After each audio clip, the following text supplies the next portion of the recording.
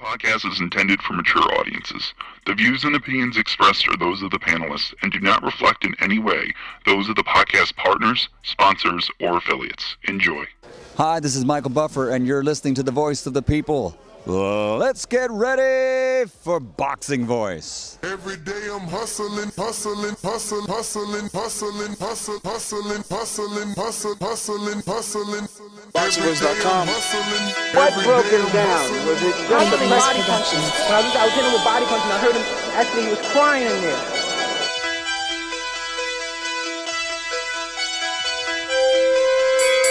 You're saying that Biggs was crying when you hit him? When did that happen? And perhaps the fourth round on? Boxingvoice.com. So that you knew you had him by that time? Absolutely, but I knew he was tough and taking those punches. Beyonce Productions.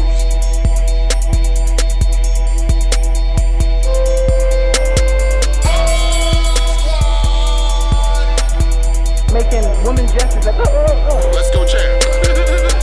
It's the champ. Shannon the champ. With the fake champ. Vitaly Vladimir Klitschko. Boxingvoice.com. I'm gonna treat him like he's a C+ fighter. I'm gonna dominate, I'm gonna dog this fight. I'm talking about punishment. We're gonna punish you for 12 rounds. Either the referee says you had enough, or you can say you had enough, or you can stay your ass there all night until you ain't had enough. I feel I'm the best in the sport, and to be the best, you got to beat the best. And all I did was beat opponents. I worked my way from the bottom to the top. I won a title by beating top competition and top fighters. This guy was hands title, he's a paper champion. Do you feel that you're the best super middleweight right now? 100%. Let's go, champ. Let's go, champ. What up, ladies and gentlemen? Yeah, I'm cooking today, man. I'm back with another one. I got the cup of Joe, and I ain't talking info Joe, even though there ain't no show without my main man, Joe. You already know he's going to be in Watertown, Wisconsin, getting it down with us. He's the announcer. Soon enough, you're going to see him on your TV, not only on BPE, but all over, man.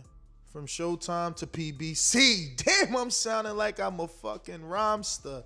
But listen, I was not even gonna do this one, you know what I'm saying? Like, this was just like, whoa, this came out of nowhere. I thought I was done for the day. And yesterday, it was Fury and ESPN. This morning, it was ESPN Stephen A. Smith. This afternoon, it's DAZN Sergio Mora, and everyone continues this crazy rhetoric of like, blame Wilder. Wilder's blocking Undisputed. Wilder's not allowing Undisputed, and they continue to blame Wilder, and it's not just they are blaming Wilder. It's more that American media is turning their back on Wilder and instead pushing for two Brits to get a fight in, and they want him to ignore his American legal rights. Like, they're shaming him for having a rematch, but there was no shame when AJ had a rematch. You understand? And I'm just looking at it like, damn. I mean, Sergio Mora is a fighter, but I understand. You know, he's working with DAZN now. But he had this to say: Team Wilder has successfully belt blocked the undisputed heavyweight championship of the world. And he put the courthouse emoji, the scales of justice emoji, and the speech emoji. And this is what I'm saying. It's just like they've unleashed the machine to discredit this fight. And let me tell you, it might be working, ladies and gentlemen. Look at this. When you go to this post on ESPN's 243,000 followers, right? And I'll screen share this, and this will be Exhibit A. And when you go through these comments, nothing nice here. Did they delete the nice ones?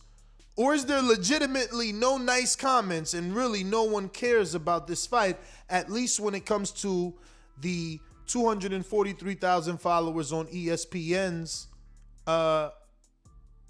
Instagram, right? So, I mean, I'm reading these out loud for those that are not viewing along with us on YouTube, but the first comment that has 251 likes, that's more than 10% of their followers liked. Not more than 10%, excuse me. Yes, 10% of their 250,000 or 243,000. So, 200, well, that's actually not 10%. 10% would be 25,000. So, all right, that's less than 10%. That's about 1%. But still, 251 is still a lot in comparison when you continue to see how many other comments are here, right? So this one he just comes out and says, no one cares. We want Fury versus AJ.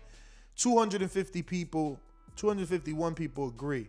You move to the next comment, the very next one. Nobody wants to see Wilder. 171 agreed. Bob Arum is trash. 132 agreed.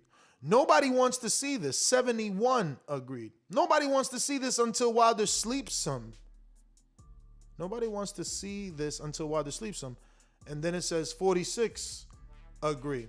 This is a terrible move on Wilder's part. He should take an easier fight and work on stuff, blah, blah, blah. 55 people agree. Look at this one. Everybody's got a plan until they wear a 40-pound costume. Fire emojis. 52 people agree. Like, there's no one saying, okay, first one here, bomb squad emoji, and he's got 9 likes. 12 replies. I can tell you, I'm not going to click on the replies because we all know they're going to be toxic. People are going to be destroying this poor gentleman for rooting for Wilder. I'll go ahead and give him his 10th like, put him in double digits.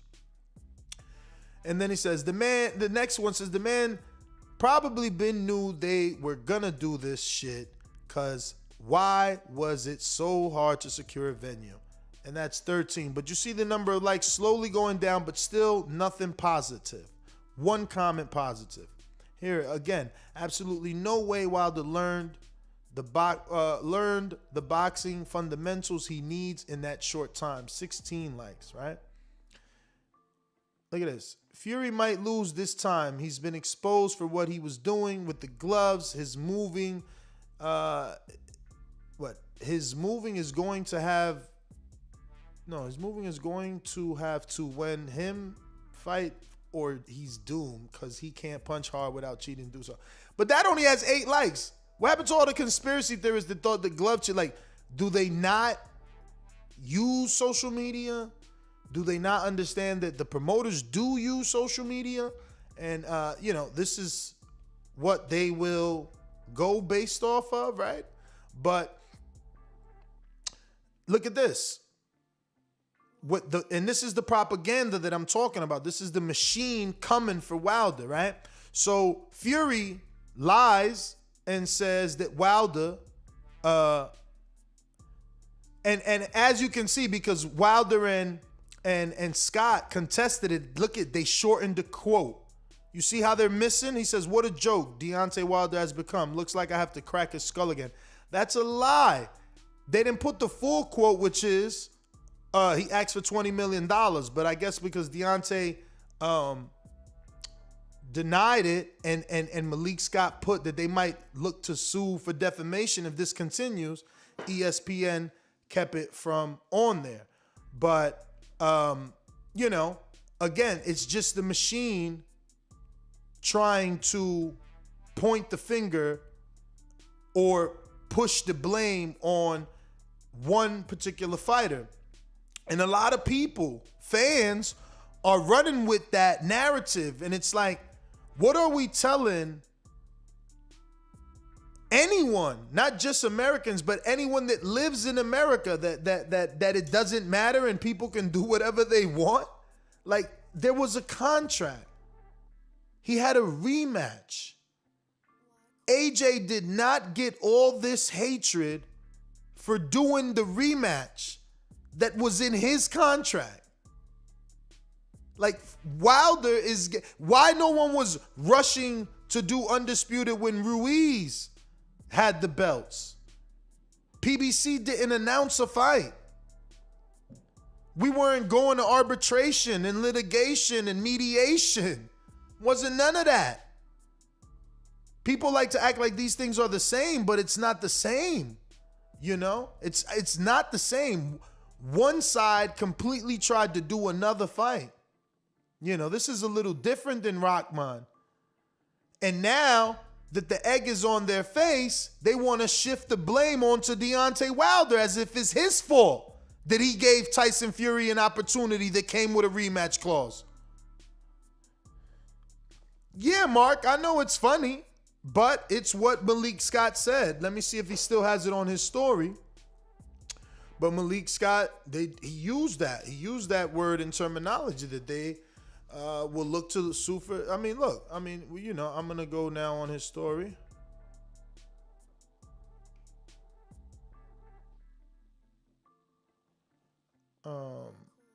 And I'll screen share it if it's still available.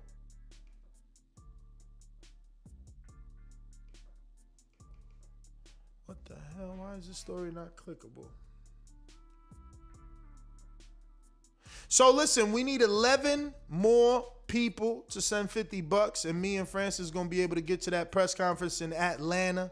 You know, we talking about 16 hours of driving, you know. So we're looking for y'all to help us out. 11 more people, little $50, and me and Francis going to be there.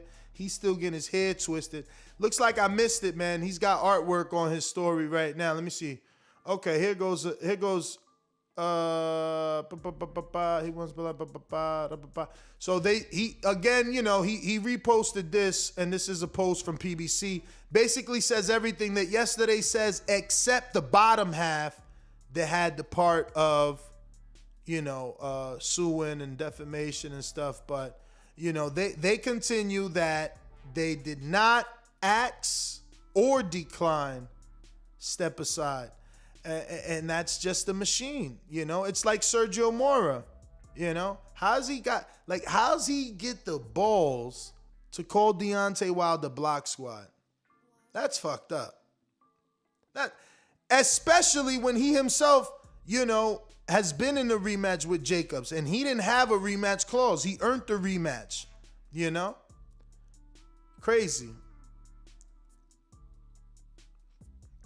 But I think he had a rematch with Mosley, maybe. But it's just unfair. I think it's unfair that the world is turning against Wilder because he had a rematch clause. We're acting as if this is something new. It's like, oh, wow, he had a rematch clause. Damn. Yo, he's fucking up boxing for everybody. It's just not right. It really isn't. Because everyone else gets to have their rematch. Jermell Charlo wasn't looked at as some sort of sleazeball for using his rematch clause. You know?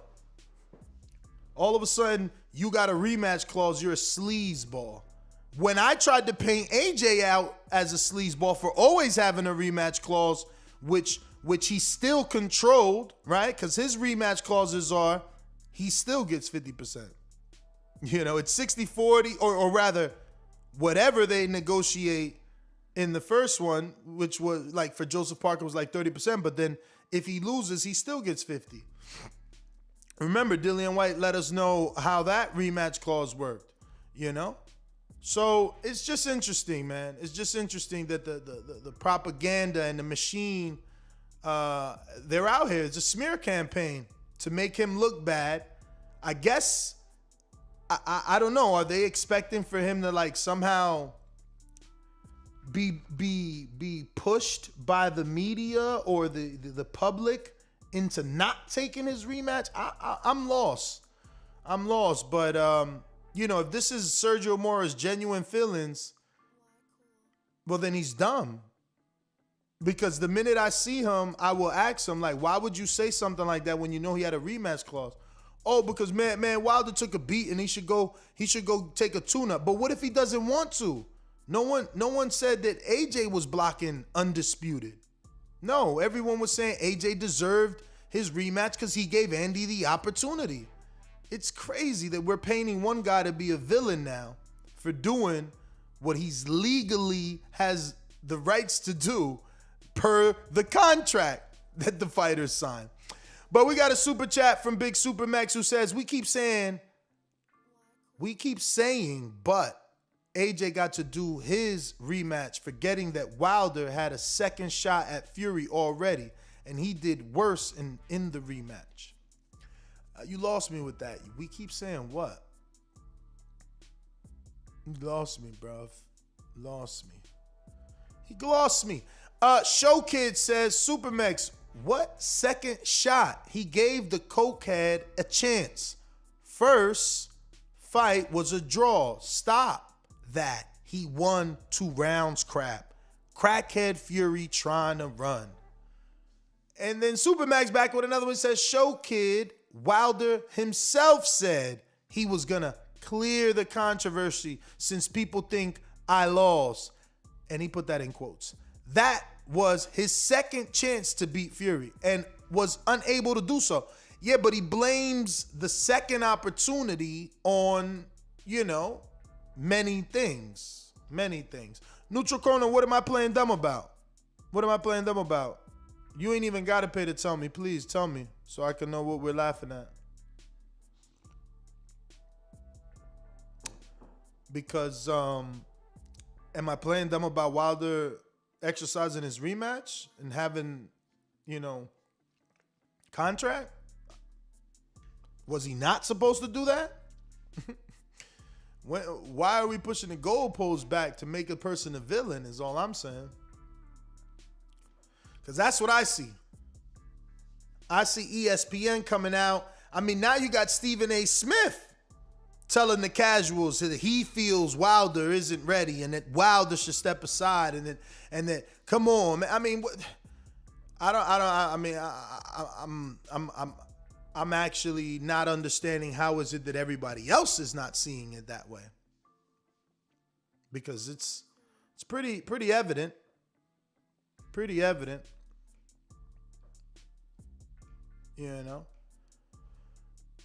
But yeah, man, this is what we're talking about, man. The blame Deontay Wilder game. That's what's happening now. First, it was ESPN. They reported, they were the first one to report on Fury, right? Saying that the fight was on. Oh, me and AJ, we fighting. ESPN reports on that. Oh, we not fighting. Wilder won arbitration. He wants $20 million. ESPN reports on that. Next morning, you wake up to Stephen A. Smith kicking his back in. And now at 2 o'clock, DAZN taking a shot via Sergio Mora. I don't know. The machine is out. Let me see if there's something on their Instagram, though. See how they played on their Instagram. 13 new posts. Damn, I ain't been in a minute. So they put that show we just did. They working as hard as me. Let's go to their Instagram and just screen share it. So they put AJ's tweet. They made it look all cute. I like it. They have a good social media team. And this was 3 hours ago, so this was the last post. So this is all the little back and forth Twitter stuff that they had going on. They definitely posted what started the whole beef when AJ said what he said.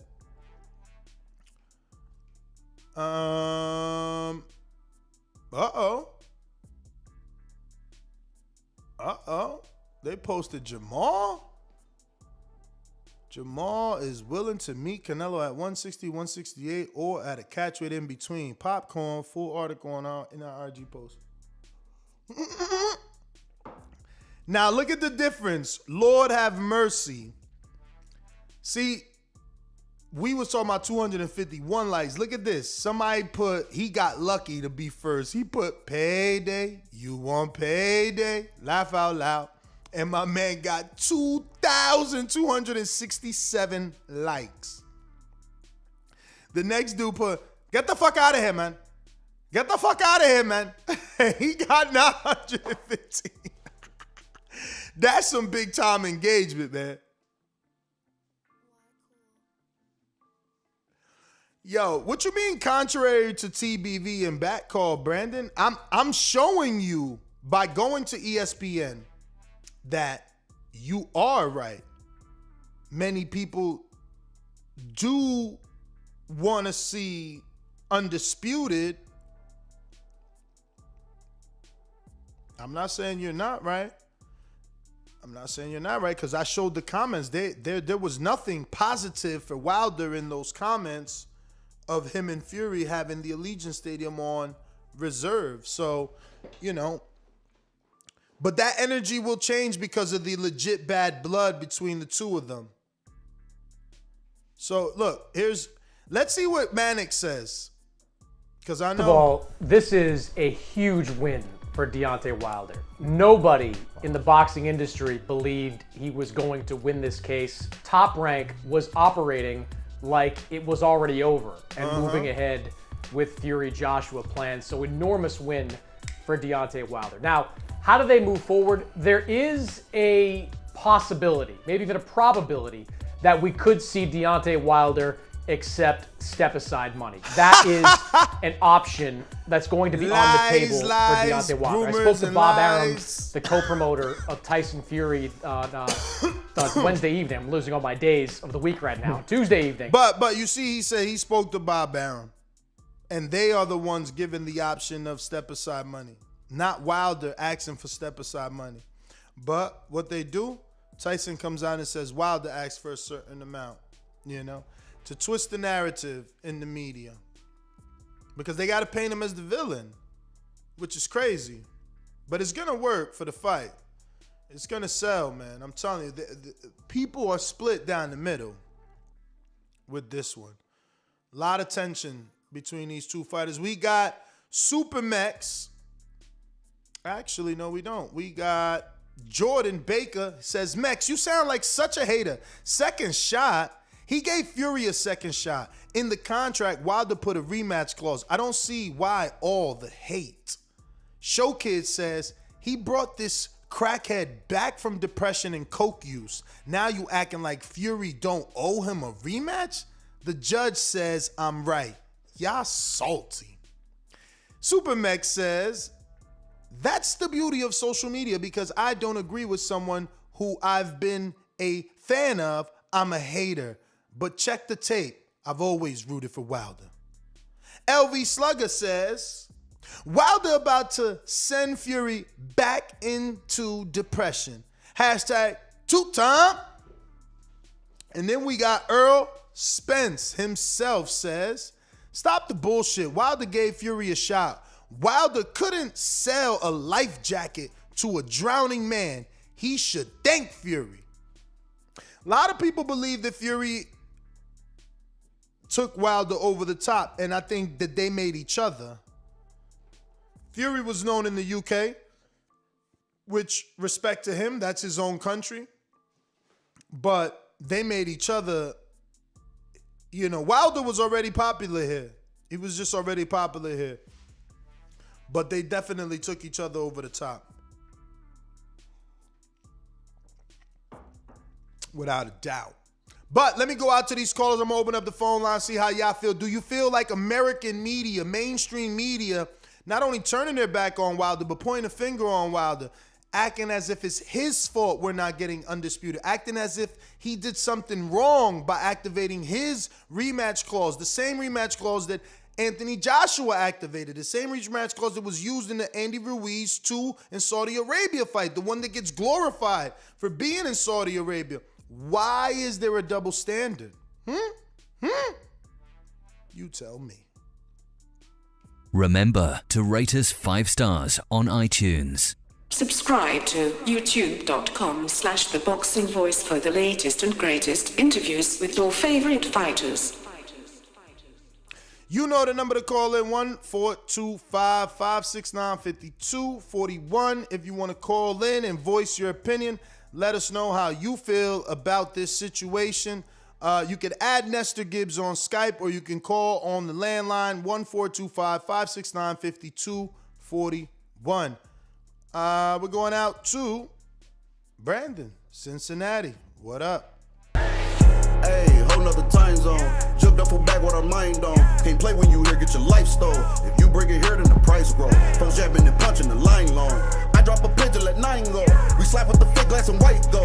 This only happens in Ohio. Yeah, what's up, Ness? Can you hear me? Yes, sir. Yeah, like I was saying though, man. I mean, this is a pro Wilder show and a pro Wilder channel. So when we hear most of the callers call in excited that he's getting this trilogy, that isn't a gauge of the entire world. No, You know, a I lot of know. people wanted a lot of people wanted the undisputed fight. Most of the media wanted undisputed fight. Boxing scene, which is probably the biggest website, said Wilder won arbitration, but he's gonna lose the trilogy war. And that's boxing scene. They wrote an article saying that. So, you know, a lot of people are disappointed. But you know what's funny about Wilder Fury and AJ Ruiz? Both fights have a total of 19 rounds. Both fights ended up being 19 rounds. Wilder and Fury have fought 19 rounds, and AJ and Ruiz have fought 19 rounds. Maybe people just feel like they've seen all they needed to see for Wilder and Fury. You got a controversial draw, and you got knocked out. That's all right, but legally he still owed the fight, so there's nothing people can do. Yeah, exactly. Yeah, I'm not saying he don't deserve the fight, but I'm saying we got to stop acting like, why are we surprised that people wanted to see Undisputed? Nobody was beat down the door to see Harrison Charlo 3 after Charlo knocked him out. But Brandon, so explain the double standard. Why wasn't you saying, oh, AJ need to step aside? AJ got to let Ruiz do what he got to do with Fury. I'm gonna tell you exactly why. I'm gonna tell you exactly why. Because you playing semantics. This is not a rematch. This is a trilogy. Yes, technically, because of the fucking draw avoided. No. Don't How say many that. fights? Come on, bro. They can't hear you, bro. Because I ain't gonna let you lie. All right. So just phrase your shit properly. This is not a trilogy. This is a rematch. Fools like you who twist the truth, you the one got people thinking that. The first fight was a draw. The contract is null and void. Wilder gave him another shot. He gave him another shot. Like, you know, the fact that you calling him every day, asking this man to step aside when he did what you want your favorite fighter to do. You thought he lost? So he went to right the wrong. So he lost, but he got a rematch.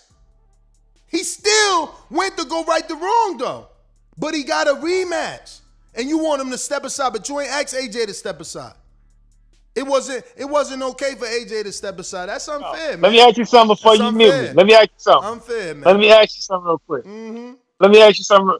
Let me ask you, when somebody fights the same fighter for the third time, what is that called, brother? Brother, this is a rematch. Answer the question. This is a rematch. Ness. This is a rematch. Okay, now I'm gone, Ness. I'm gone. You playing semantics, bro. You playing semantics. I'm telling the truth. You want to change the contract now so you can win an argument. That's not how it goes. We going out to Seattle. Talk to us. Mr. PBC, baby. BoxingVoice.com. I'm the flyest. Canelo talking about he believe he can win. Go to my kitchen. Get the sharpest knife and cut the bullshit out. I don't care what you do good. I do every fucking thing great. Mr. PBC, baby. Shout out to you, Ness. Keep on grinding, bro. This nigga don't even eat. Yeah, man. Voice of reasoning. Shout out to haters, to the creators. You know, the referee obviously said he wanted to make a big fight. So, truthfully, Wilder would have won that fight if he actually was a real ref and didn't, did his job. So, you get a draw and stuff like that. People say he lost. Kai said Canelo lost too, but he didn't get a draw. It is what it is, man. Fuck, let's see the third fight. I mean, casual fans, they roll with like the water, they'll keep on going. There's a wave every minute. So, I think once they start selling, once they get in each other's face, people are going to care more. People's heart going to start beating. AJ ain't going to bring that. He obviously say he don't want to talk smack. He don't want to talk smack with this dude, Tyson Fury. And I don't really see the dude really tripping about it. AJ's chilling. So, I can't wait to see the fight. That's my call. All right. We going out to Trey in the Bay. What up?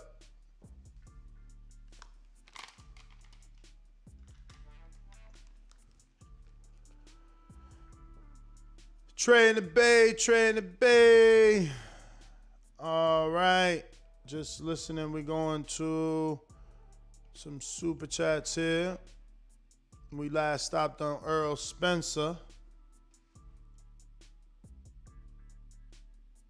Don't forget to hit that thumbs up button if you're joining us live right now on YouTube. And if you haven't already done so, please subscribe to the YouTube channel and help us get to that 120,000. Looks like we got Bilo that says, AJ and the odds weren't even close to even. Wilder versus Fury is 50-50, and we hating on the man for wanting to run it back and right his wrong. Bomb squad emoji. Yeah, man, I don't get it. It's a lot of hate, man. A lot of hate, man. A lot of hate. King Born, talk to me.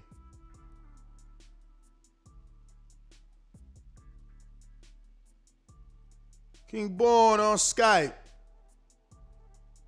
You gotta unmute. You done forgot how to use Skype.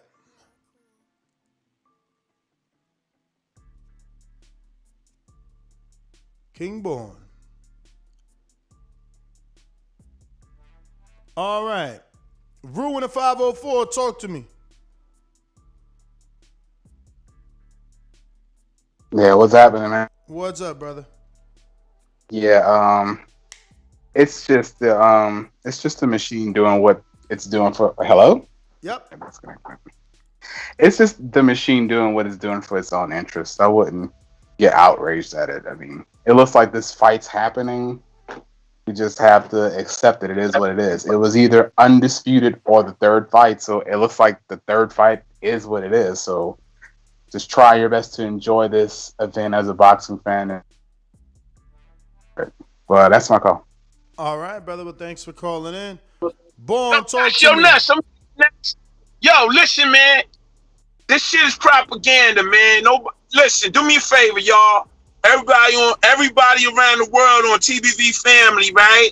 Cover your ears for 1 second and let your ears go. You know what I just did?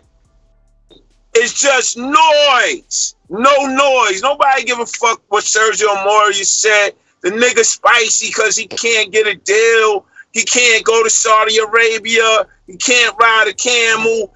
He can't wear a turban and shit and act like he fucking like Prince of Persia. Nobody give a fuck about Sergio Mora, man. Why they mad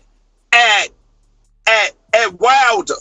Shit, be mad at Fury for lying to the whole world. He lied to Ness, he lied to me, he lied to the live chat, he lied to the boxer, he lied to the UK, he lied to everybody. He knew what the fuck was going on.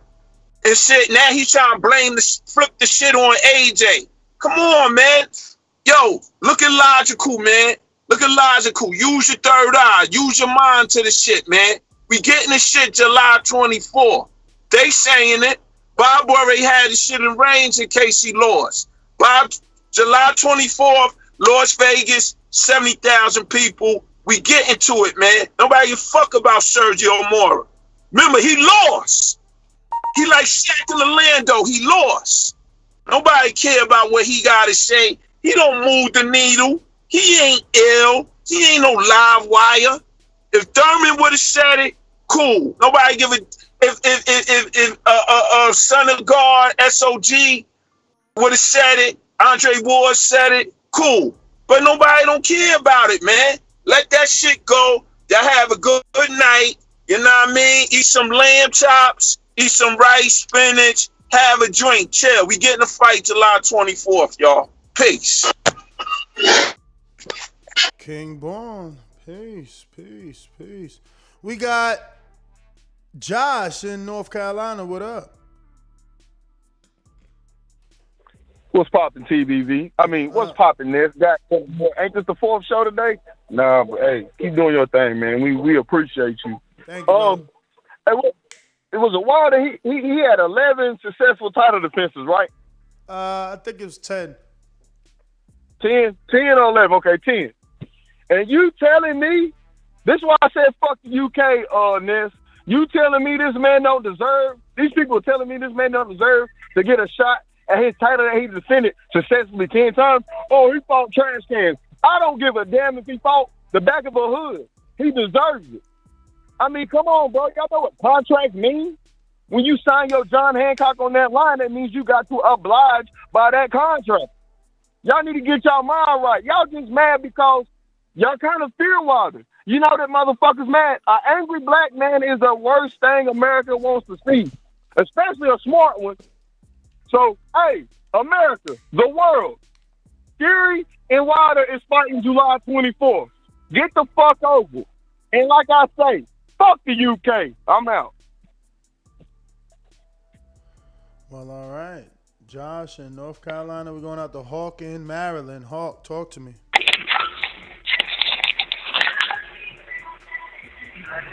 Hawk. Hello. What's up? Yo, what's up, Ness? How you doing? All good. How's it? All right, bro. Hey, man, people got realize, bro. First of all, remember when Josh was about to fight Andy Ruiz, he had gave a little offer to Wilder to come fight him, and he didn't do it.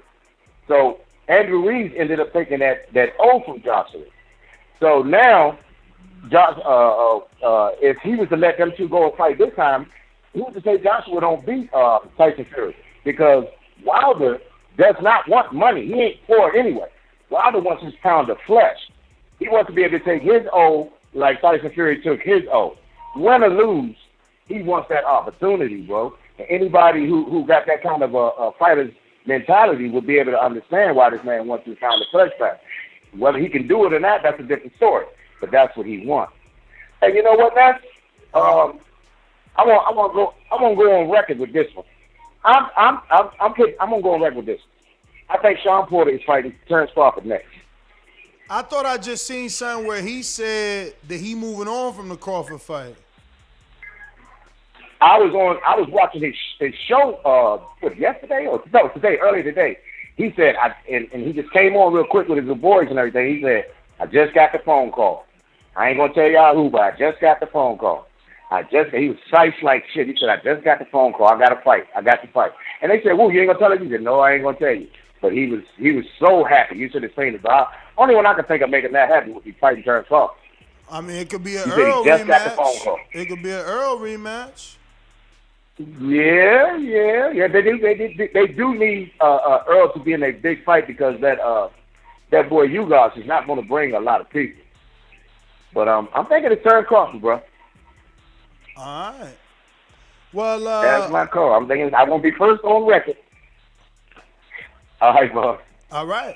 Thanks for calling in. Real quick, want to shout out a few people here because a few people want to help us get to Atlanta. They want us to cover the Tank press conference tomorrow. And, yeah, man, we appreciate it. So real quick, we want to send some love to Wager Wayne. He was the 12th first person, right? I should do it forward instead of backwards because then it confuses people thinking we actually have 12 people when we really have Wager Wayne was the first person. We needed 12. We need 12 to reach the goal at 50. So 12 people to send $50. Wager Wayne was the first. And then shout out to Jaquan. He sent $10, you know. And Dennis in Tampa right here, my Floridian brother, sent 50. So now we're down 2. So we need 10 more people to send 50. But then we got Big Supermax who sent 15. So we'll add that to that 10. So we at 25. So we need like another 25. So we need 9.5 more people to send $50 so that we could go to this press conference tomorrow. Late notice from Mayweather Promotions with their 12:35 p.m. Email letting us know that it was taking place in Atlanta, which is, 8 hours away. But we last left off on B-Lo with the super chat, so we're going back to that. You know the number to call in, 14255695241. Press 1 time. Voice your opinion right here on the Voice of the People hotline. We got Kevin Slims, who says, if Fury was contracted to fight Wilder, why negotiate another fight? And how's that Wilder's fault? Latin fake. Exactly. But they want to put out in the media that Wilder's blocking stuff to turn the fans and the casuals against him. I don't even know. I'm honestly, I'm not understanding why, but it's crazy. We're going out to LV, Slugger LV. What up? What up? How it sound? I'm straight. You straight? Yeah, man. You know, I figured all this was about to happen. You know, I knew once this arbitration case came out, I knew all the blame was going ahead Wilder way. And it's not gonna stop. You know, this is just the beginning. But you know what I'm saying? When you are strong, you know, black one like a Wilder, man, this will come with the territory. You know what I'm saying? So this he built for it. You know what I'm saying? Everybody, that trilogy fight is going down. So you know, y'all stay mad. You know what I'm saying? We gonna handle business on this trilogy. And you know what I'm saying? Don't even trip. Hopefully Eddie and them keep the same energy and gonna get this 50-50 split like they were so quick to do with Fury. You know, knowing he was in arbitration. You know what I'm saying? It's not Sergio Mora. That's your fault for being gullible and, you know, believing all this shit when they was coming out every week talking about fight announcement does every week, and you sitting up here believing it, knowing they had an arbitration. So that's your gullible ass believing that shit. So blame your damn self. You know what I'm saying? Wilder been out here quiet, ain't said nothing. And when the arbitration hit, he get the blame. You know what I'm saying? It's just funny. You know what I'm saying? How Fury before arbitration and say the fight going down with AJ, but it's Wilder fault. Man, these people need to look themselves in the mirror, man. They making a fool of themselves, man. But definitely, this trilogy going down. I can't wait. Biggest fight in boxing, man. And Eddie, yeah, that was your get, man. That was you. He shouldn't believe it either. You know what I'm saying? You drug Wilder through the mud when he was trying to make a 50-50 fight when he was champ. So, yeah, that was your ass get for running through all these countries, wasting jet fuel. But, yeah, don't even trip, man. Wilder about to handle business in the trilogy 2 times. All right. LV, man, thanks for calling in. We got 708. Where is that from? You haven't pressed 1, so just notifying. You got to press 1 at least one time so that we know you want to rock out. You want to voice your opinion right here on the Voice of the People hotline. So 708, which is usually Chicago. Let us know if you're rocking out.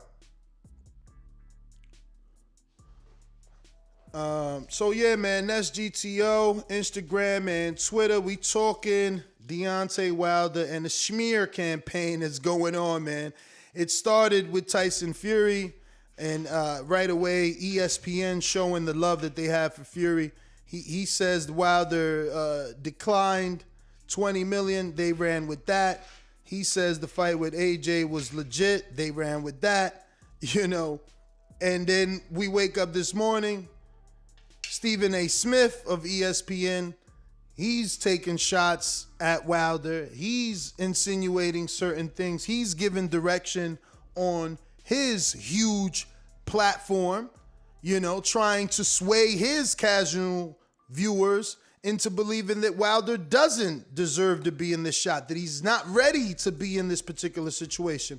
All the media, American media, mainstream media, turning their backs on Wilder, calling him Block Squad now. He's blocking Undisputed. And amongst fans in the UK, they're saying this is his 3rd time blocking Undisputed. This is how far it's getting. So, you know, fucking sucks, to be honest with you. You know, I don't get how a dude that moves the needle so much brings so much excitement. And you can tell, you know, the numbers, the callers, you know, Showtime paying ridiculously to have his fights, like his pay-per-view numbers. You know, he's obviously a star, but wow, you know, definitely hated, man. Definitely hated, man. You know, he's one of those guys that people will pay to see lose. You know, they're going to pay to see will he lose rather than pay to root for him to win. You know what I mean? Crazy how he's some sort of public enemy without doing anything but being the best American heavyweight that we've had in quite a long time. You know? And you know, a lot of people, it's crazy to me how they try to knock him when we should be, you know, propping him up because he's gotten to this level, right? Tyson Fury has this huge amateur background. You know, AJ is a gold medalist, and here's this guy that worked for Budweiser can hang with these guys, and those fighters fans laugh at Wilder, and it's like, dude, are you guys even understanding what's happening here? This is a dude that didn't take this up as a profession naturally, and instead did it as like a last resort. Like, yo, just throw me in the ring. I want to be a journeyman. And he took that all the way here. That's why, to me, I see improvements, man. I've been there. I've been to that gym. I see the improvements. You know, he's looking real sharp with Malik Scott, man. I'm sure he looks better. This is only what they let us see. I'm sure he looks even better than that, you know, especially according to Leonard Ellerby, right? Leonard Ellerby tells you we're not privy to what he's privy to. He's letting us know, like, man, I'm seeing Wilder. So we'll see how he bounces back, man, because there's definitely a lot riding on this one. You know, this feels like Wilder's, you know, Broner moment when Broner was like on you know, the what he called it? He said, on God in them, and then you know, the whole hood, you know, was riding with him for the Pacquiao fight. Well, that's how it is for Wilder right now. You know, a lot of people giving him the benefit of the doubt. A lot of people want to see him win. But equally, just that many want to see him lose, man. And we're noticing that with the way that the media is turning. The way that the media is turning on him. You know? It's crazy because I don't think there's another person in boxing that's ever gotten shamed for using their rematch clause. You know? AJ, he was protected. When it was time to use his rematch clause, it was like, oh, you know, he gave Ruiz a shot. You know, why wouldn't he get another shot at his belt? But it's not like that for Wilder. But we got Derek Morgan with a super chat who says, people going to be sick when Wilder becomes heavyweight champion again. That could be like the best ending for his story, right? Because it changes everything all over again, you know? It balances the universe. And we get to see, really, man, you know, as a guy that consistently calls boxing a soap opera, from that soap opera perspective, I do want to see Wilder win to see how Eddie and AJ act, right? Like, are they going to have that same undisputed energy? Is the UK going to have that same undisputed energy? Because I felt like when Wilder and AJ were negotiating, there was a lot of AJ protectors. Like a lot of people protecting AJ. Everything he did, it was, you know, someone defending every single thing. So it's just like, if Wilder can beat Fury, now he earns his respect, I'm assuming, with the world. Because right now, the world has Fury as king. He's the Gypsy King. He's the WBC champion. He's the Ring Magazine champion. He's the favorite in the AJ fight. You know, so he's the number one heavyweight. If Wilder comes back and beats him, that just sets some sort of balance and order in the heavyweight division, and we should see AJ and Eddie try to negotiate that fight. But I feel strongly that it's probably not what we're gonna see. We're gonna go back to everybody getting on the protection squad, and how, you know, but you know, Wilder is old. Wilder is already 36. You know, Eddie and Eddie and AJ might be ready. Plus, if you go into the tapes, Barry always wanted Wilder AJ in 2022. Remember that. There's plenty of audio about that. Oh, so my Iron Throne, which is Alex in the West Coast, right? I think in Reno or Fresno. He says, why 600? Well, 600 is the cost for 2 flights, not the hotel room, not the rental car that we're going to need to get from the airport to the press conference, not food, none of that, just the flights, because I really don't want to drive 16 hours, to be honest, when there's only 2 fighters. If it was Wilder, y'all know I'd drive 16 hours. But, I mean, Tank really ain't Wilder. You know what I mean? I don't know. But if you guys help us get there, then there's no problem. You know, we need 9.5 more people to send $50. $50, you know what I mean? We already got 3.5 people that sent $50. So 9.5 more. And we're in there like swimwear. We'll put out a post. You'll ask Tank all the questions you want. We'll ask Mario Barrios all the questions you want. If Virgil shows up, we got Virgil. Calvin Ford may want to show up. But these people, you know, none of the trainers were listed on the press conference. It seems like it's a Barrios Tank Davis only press conference. Leonard Ellerby definitely will be in the building. And he's, you know, listed.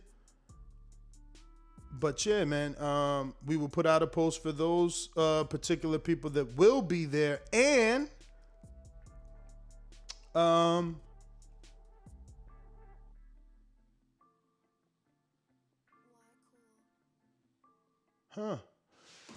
so if you guys want to help us out, Alex, my good friend, Rue, Neutral Corner dipped off. Soon I said Neutral Corner, send that 50. I ain't seen him again, man. Like, what's up with that? Mr. PBC, where you at? Show Kid, where you at? Like, yo, we need 9.5. That's one right there. Mr. PBC, Neutral Corner. Damn, somebody calling from Ghana. I feel like accepting this shit. Who the fuck calling me from Ghana, no? Yo, if you want to call the show, that happens a lot. My phone number's on Google, so people be hitting me up and shit. Nah, man. Look up the show number, man. Look up the show number. Don't be hitting me up trying to get on a live show via telephonist. That was a Ghanaian dude probably trying to tell me how I inherited a kingdom and shit. You know how they be hitting you via email and shit. But yeah, we back to Ignorant Boxing. That's 1. Big Nick 2. Dom in Seattle 3.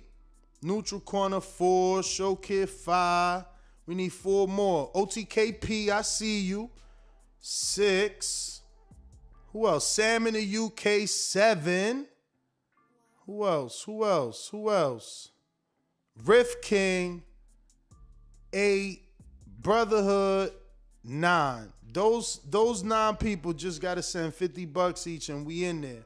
You know? Why am I waiting for other people when y'all here every day? Y'all, I know y'all got me. Let's go, man. We trying to get to Atlanta, man. Get out there cooking, man. Get these hard questions to Tank, man. What's up? Where's the love? Trey in the Bay, where you at? You know what I'm saying? Big Nick, talk to me. Look, he don't even want his call now. Yo, what's going on? He like, Yo, what's going on? What's happening, Ness? What's up? I hear you. Yeah, man. Listen, bro. I was gonna call in and troll, man, because I love nothing more than to troll some of you Americans over this whole Wilder shit. But listen, I'll do a sensible call for once. But bro, this fight's gonna be interesting, man, because there's pressure on both fighters, isn't it? The way I see it is, listen, there's pressure on Wilder to kind of make sure that, well, to prove to everybody that it wasn't the suit, or that it was the suit. That Fury was up to no good shenanigans with the gloves and shit like that, and there's pressure on Fury because listen, there's a £75 million payday on the line here. If he loses that, he loses it all, and it's back to the beginning. So this is gonna be an interesting fight. I'm gonna go with the boxer, obviously, unfortunately, but yeah, may the best man win. All right. Yo, so shout out to Mookie B with the $5 super chat who says, how do I send my 50 Cash App or super chat? Send it Cash App Ness GTO so we could book these flights. It's crazy that I'm right here in Florida. It's only 8 hours away, and they want basically $100, right? No, like $50 an hour. An hour what it would have been on the road though. Right? Crazy. Just to fly. Flying is so expensive, man. So expensive. Getting to that Haney fight was so expensive. I cannot believe it. That is crazy. Very expensive. But I'm taking the equipment. We doing live fight chats, everything out there. We're going to be working all week, man. We got the equipment down packed now, as you can see from Watertown, Wisconsin's beautiful live stream. We're going to Ricky right here in Florida. What up? What up, man? What up, family? What's good? What's good?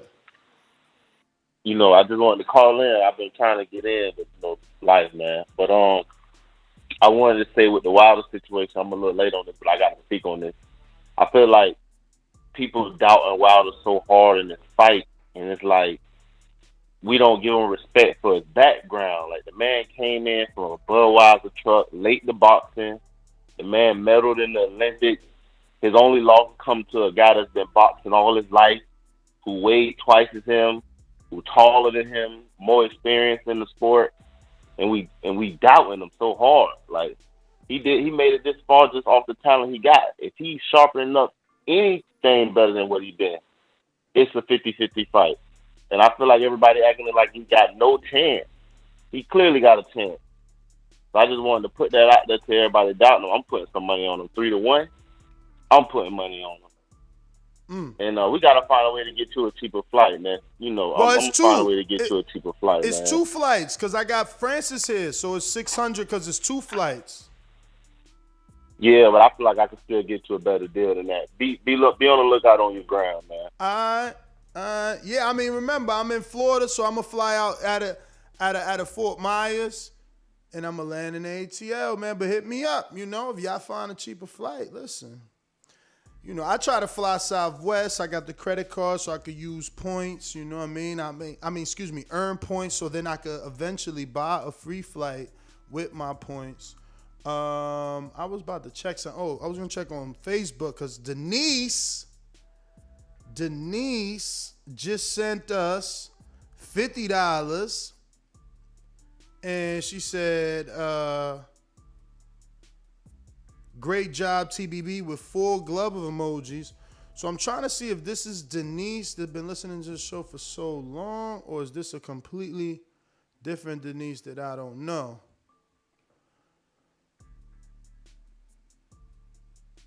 Mount Pleasant, North Carolina. I don't know if this is you, Denise. All right, maybe somebody's using their girl Cash App. What's Jason Hotsey hitting me up for? What he got? What you got, Jason? You got some new. I saw Bishop's interview. I take one night off from drinking and y'all label me a drunk. What the fuck, bro? You'll see. Motivation. Know what I'm saying? Yo, so yeah, man, shout out to Denise. Thank you for the 50. So that means we are 8.5 people away. And then shout out to Marley Mall for the 50. That means we're 7.5 people away. Charles B. Tiller, he said, here go that half you need. So you only 7 people away. Who's going to be the 7 people to take us over the top, man? Let's go, man. Where you at? Alex Lemon, I see you. We going right at you right now. Oh, shit. Marley Mall is Mookie B. My bad, Mookie B. We going out to the other side of the globe. I won't deny it. Dollar D Beyonce production. Come with me. Hail Mary, run quick, see. What do we have here? Ness, what up? What up, Alex? Hey, man. Great shows. You've been doing them, man. You've been doing them. I know you don't really mean that. I know you want the Jose Ramirez talk, man. I know you do. You know that. I know. You know that, but let me tell you, I mean, it's your man Fury, man. They blocking the Undisputed by blocking the Undisputed. I'm gonna get to that real quick. I know that tomorrow, though, you got Jose Ramirez tomorrow, right? It's gonna be a big show, right? I mean, the way it's looking, we just got Show Kid to sent 50, so that means we 6 people away. It looking like we might be in Atlanta tomorrow. See, all we show for the undisputed, undefeated. I'm not saying no show. I'm just saying I move for my audience. It looks like my audience wants me to cover Tank. I do what I do for my audience. They telling me like, yo, go cover that superstar. That's what's wrong with Jose Ramirez. That's what's wrong with Josh Taylor. They don't got that it factor. But listen, Crawford did that too. But I'm gonna tell you this: Jose Ramirez and Josh Taylor is a better undisputed than Terrence Crawford's undisputed. You know those names, Regis. Yeah, of course it's better than Ndongo. We talking about Regis. We talking about Ivan Branchek. We talking about Josh Taylor, Jose Ramirez. Like, those are decent names. But that's not what you want to talk about. You want to talk about journeyman Barrios, PBC journeyman. Listen, I talk about what my audience talks about. They want me to, like, I cater to what they want. For sure, the casual voice. I got it. We're switching up. Nah. I got it. Nah. Of course, gotta go. Listen, you know that show Thursday is gonna be there. Lit. But if my audience pushes me to Atlanta, they tell it. They speaking. I'm trying to get this as to the bilingual voice, but Ramirez don't do it. It's Canelo that does it, man. It's unfortunate. You see, I did like 10 Canelo shows. We start getting all these LA callers, the Bay Area. Jose, where you at, man? It's like, hey, you'll see him on Saturday. So what's your prediction, man? Because I know it's been hard for you to get in here on a Thursday. I know you picking Jose, but like, you know. By the 7th. Stoppage by the 7th. That's a no-brainer. I already got money on it and everything. Oh, Ramirez stops Taylor. What? He's going to do him like, I'm telling you, he will. That's strange. Let me see what the stoppage is like. And I already got money on that. But you got straight up money, or you bet on with a site or something? I got some straight up money. Yeah. Mm-hmm. No, go ahead, Chad. I don't want to mess it up. I was going to talk about the Fury, but you know what I mean? I don't want to stop talking about Jose Ramirez. This is the first time all week I've heard about Jose Ramirez and Josh Taylor. I'm gonna check the I'm checking the betting odds on my bookie. If you're gonna make a bet on my bookie, remember to use BetTBV. Let me see. Where they at? Boxing odds. Who we got? Where Ramirez? I don't know what the odds are. What are they? What they look like? Damn, Jezreel Corrales is back. Elvis Rodriguez is a minus 2,000 versus Kenneth Sims, and that dude called in talking about he about to get upset. They tripping. Shout out to Han Lundy back at it. Damn, plus 900 on Lundy over Cepeda. Cepeda's a hard puncher though, right? Yeah. Well, yeah, you know that. Man, fucking Hank, man. I don't know if you're going to be able to take that, Hank. No, for sure. Where the fuck? Hank. Do not pick Hank. Look at that. The betting site don't even... When that fight happened, is it this Saturday? Saturday, May 22nd. MGM. ESPN. Undisputed, undefeated. Oh, here you go. Lightweight. Josh Taylor's a minus 245. He's the favorite. Jose is 195. Mm-hmm. 195. Oh, okay. Shit, I need to get plus 195 for Jose. So every 100 you put on Jose, you win 195 back. Let me see if they got any props for him yet, though. I don't know if they got any prop bets yet. Prop bets? Yeah. Hey, that's easy money right there, Ness. You know that. You've been following him since 2012. That's when I first started following you. Yeah, but his biggest knockout is Hooker.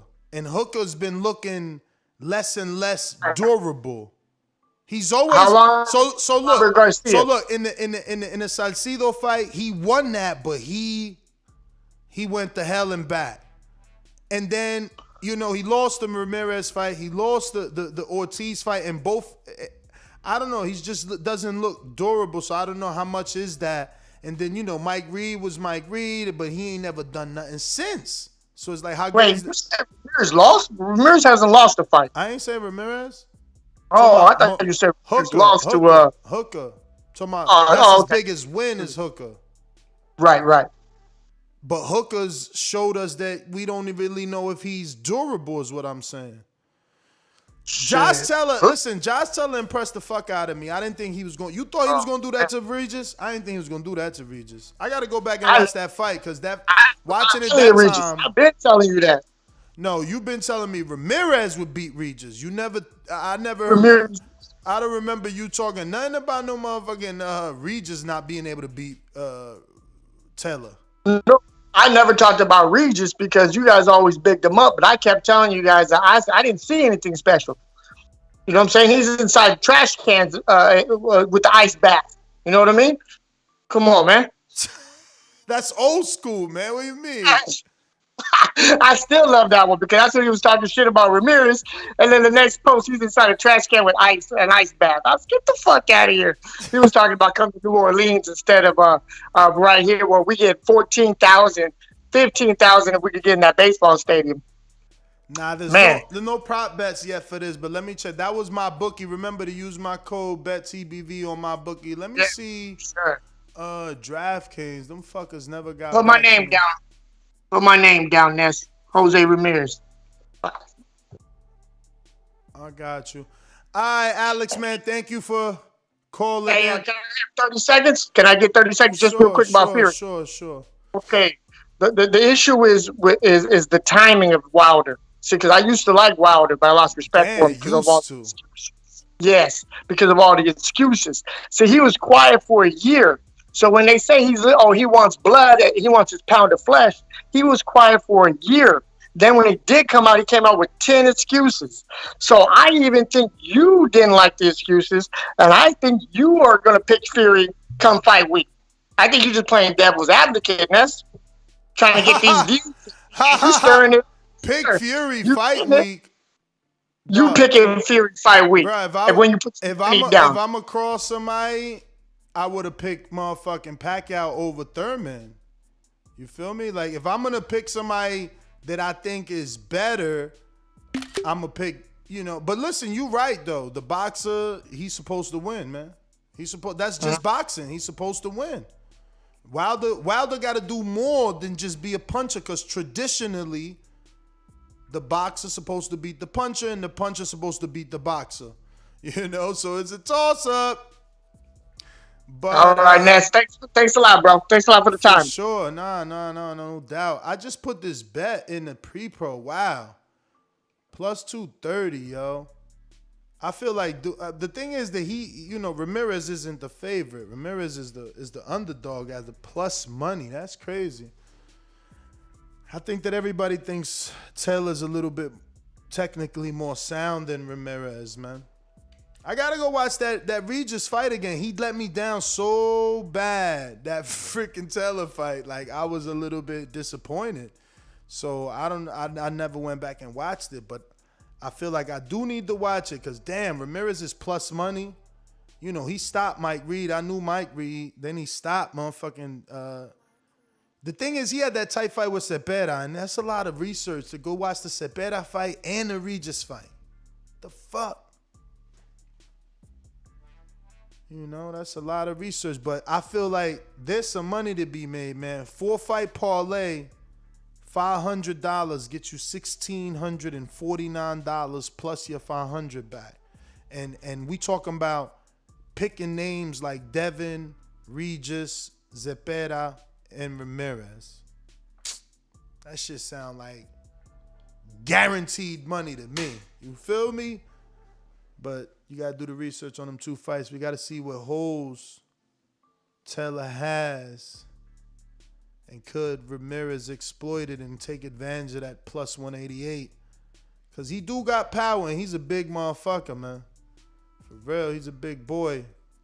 He got quality spawn over there, but, you know, I don't know, man. Taylor don't strike me as a Callum, or you know, not. Well, I can't even say Billy. I didn't think Billy was gonna break like that.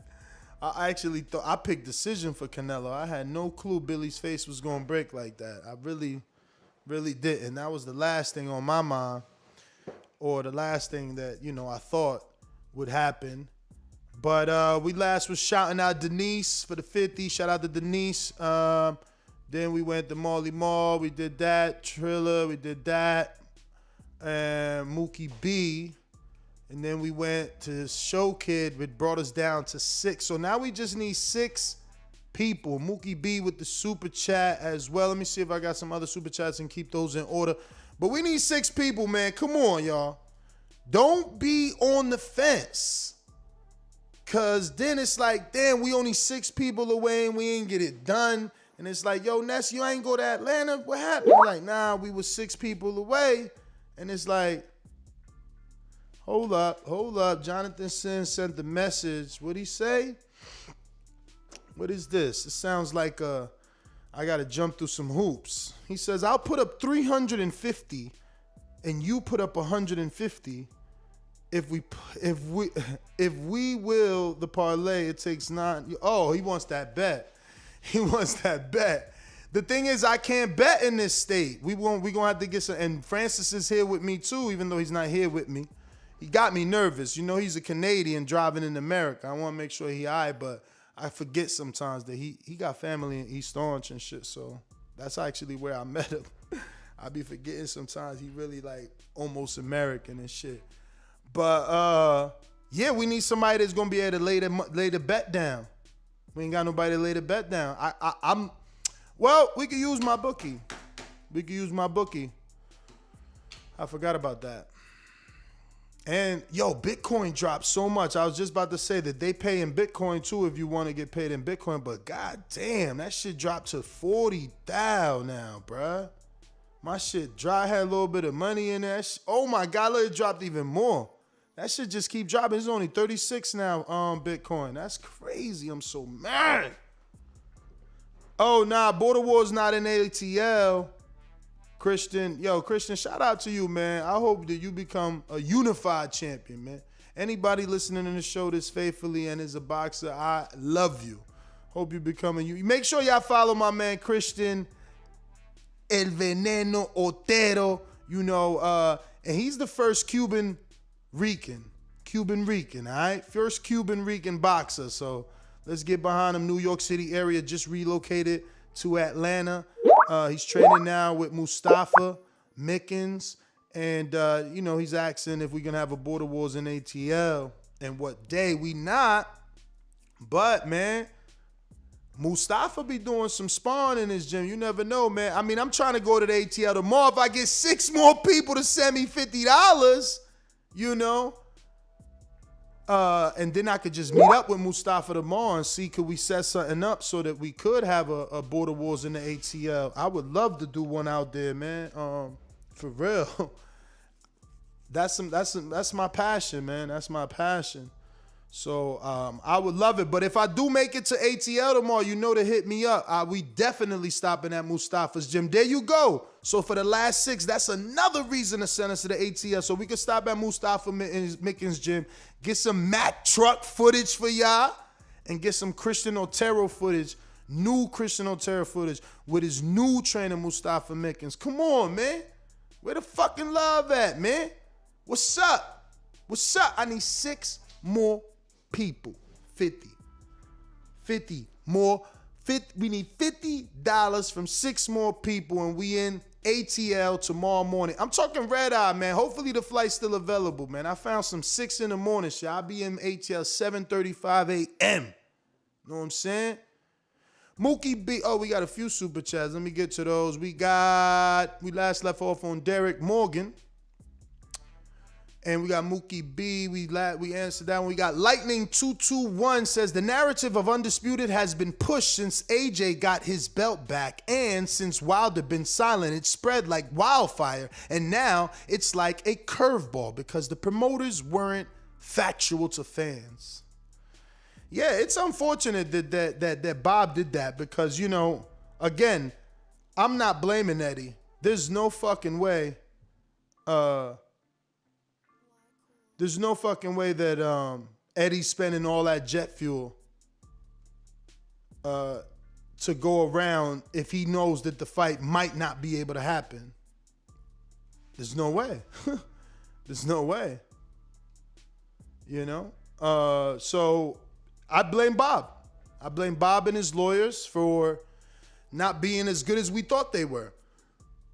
You know, Bob, you know, we were told Bob has been a lawyer all his life. And you slipped up. You fucked up. Everybody was blaming Wilder and his team. Shelly Finkel, Wilder's team slipped up. Oh, they dropped the ball.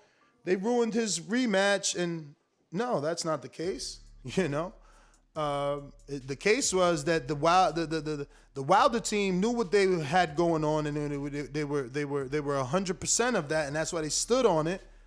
And the Fury team and Bob were the ones going off a hunch.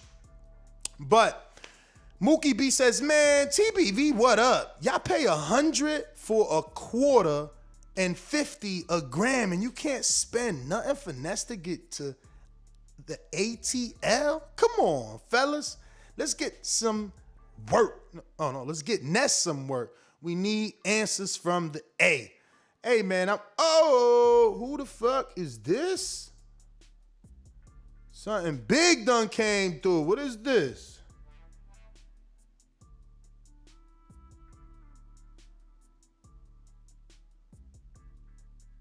So, James, you paying for your Border Wars and you sent $50 for the ATL trip? We're going to have to get you on. You trying to fight. Now we got a 6'4" heavyweight for you that's a novice. You've been training for mad months.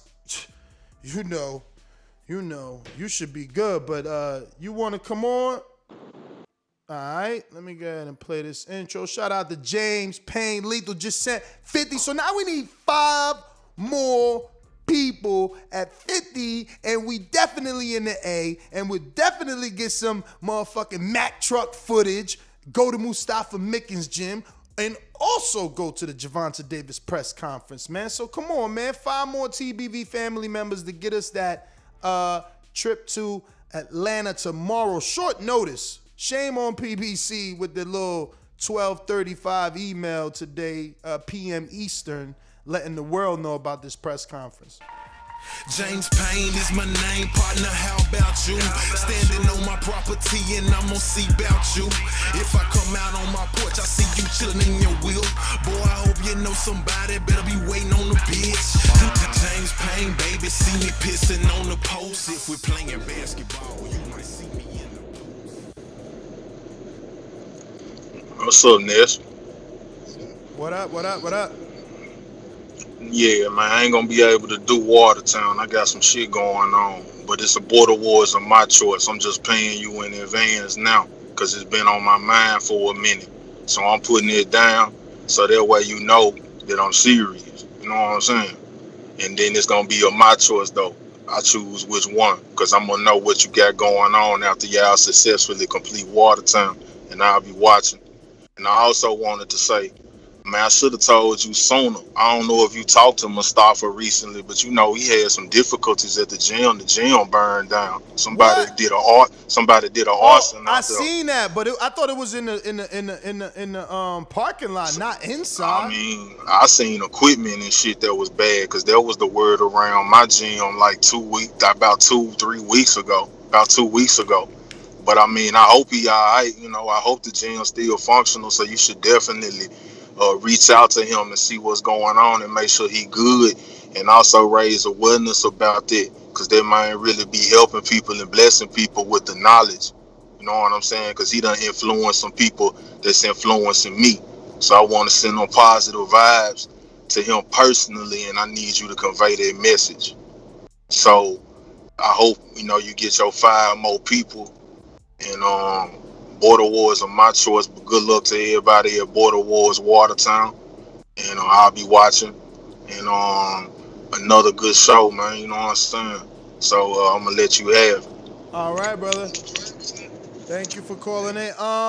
Mookie B, if this this Ricky. Ricky in Tampa, DM it because you know I can't click on your comment.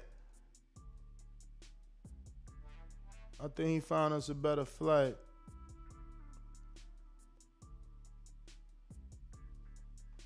Yeah, so where are we?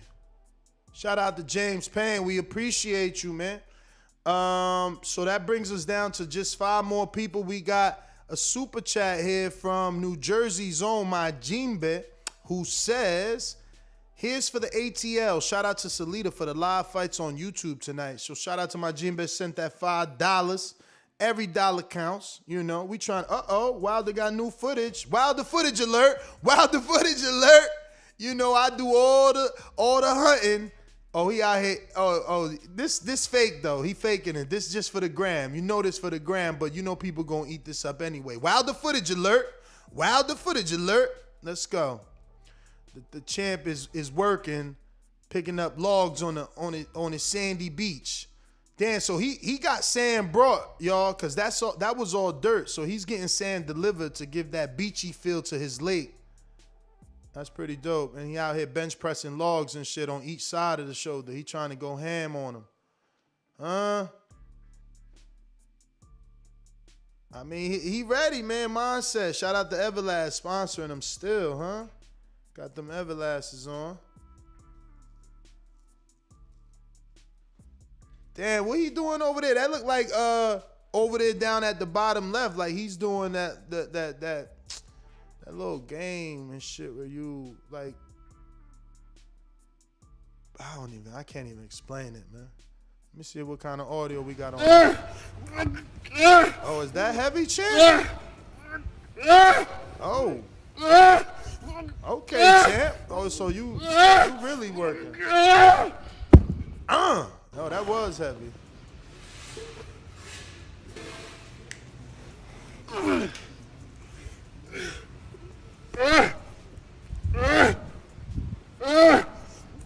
So he got 2 posts here. Okay, this is a still shot. Okay. Damn, he added a lot of sand. That's dope. I like that.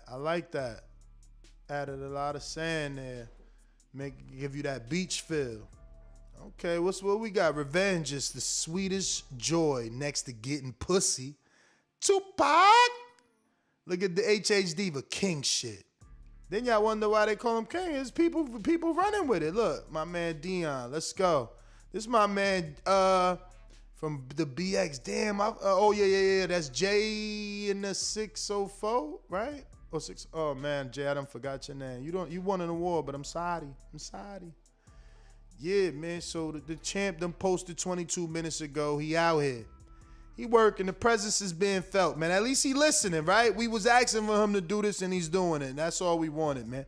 Let us know you out here doing your thing. You all right. You in good spirits. Y'all getting down to work, and that's that.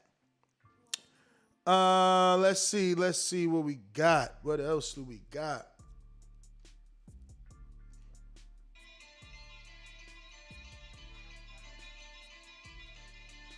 What is this? Somebody be... Yo, I get so many DMs during the live show and shit, but some of it be like good information, like this ESPN story here. What was this? WBO puts heat on Joshua to prove Fury fight. Oh, yeah, I seen that. WBO asked for a fucking proof. Not proof of funds. Proof that you out that Fury's out that Wilder fight, man, or we ordering this. Dan, shout out to Christian, man. Yo, Dad, nothing but good things. That's all I want from you, champ. You the man. He be showing mad love. Appreciate you, brother. Just like I'm about to appreciate the 5 other people that helped me get the ATL, man. Come on, man. Don't we want this tank work? Don't we want to see Leonard Ellaby up close? Well, we could talk to Ellaby about so much, man. Leonard Ellerby just came out a couple hours ago, maybe a day ago, saying something like, oh, somebody asked him like, yo, if you was Wilder, what number would you take for the step aside? He said, I wouldn't take no money for step aside. So that's something we could talk about. You know, ask him why he feels that way, make him elaborate a little bit more. You know, so much, man. So much that we can do. Oh, damn, Dom, I seen you come through ringing like that. I'm like, damn, Dom, I seen that 5. I thought you had the O on it, Dom, but you just want to counterpunch. It's all right, though. We, you know, every dollar counts. But you want to counterpunch, I don't even see you on the call, man. I guess you're going to come back later. We're going to go to the chant right now. In the meantime, then, in Detroit, man.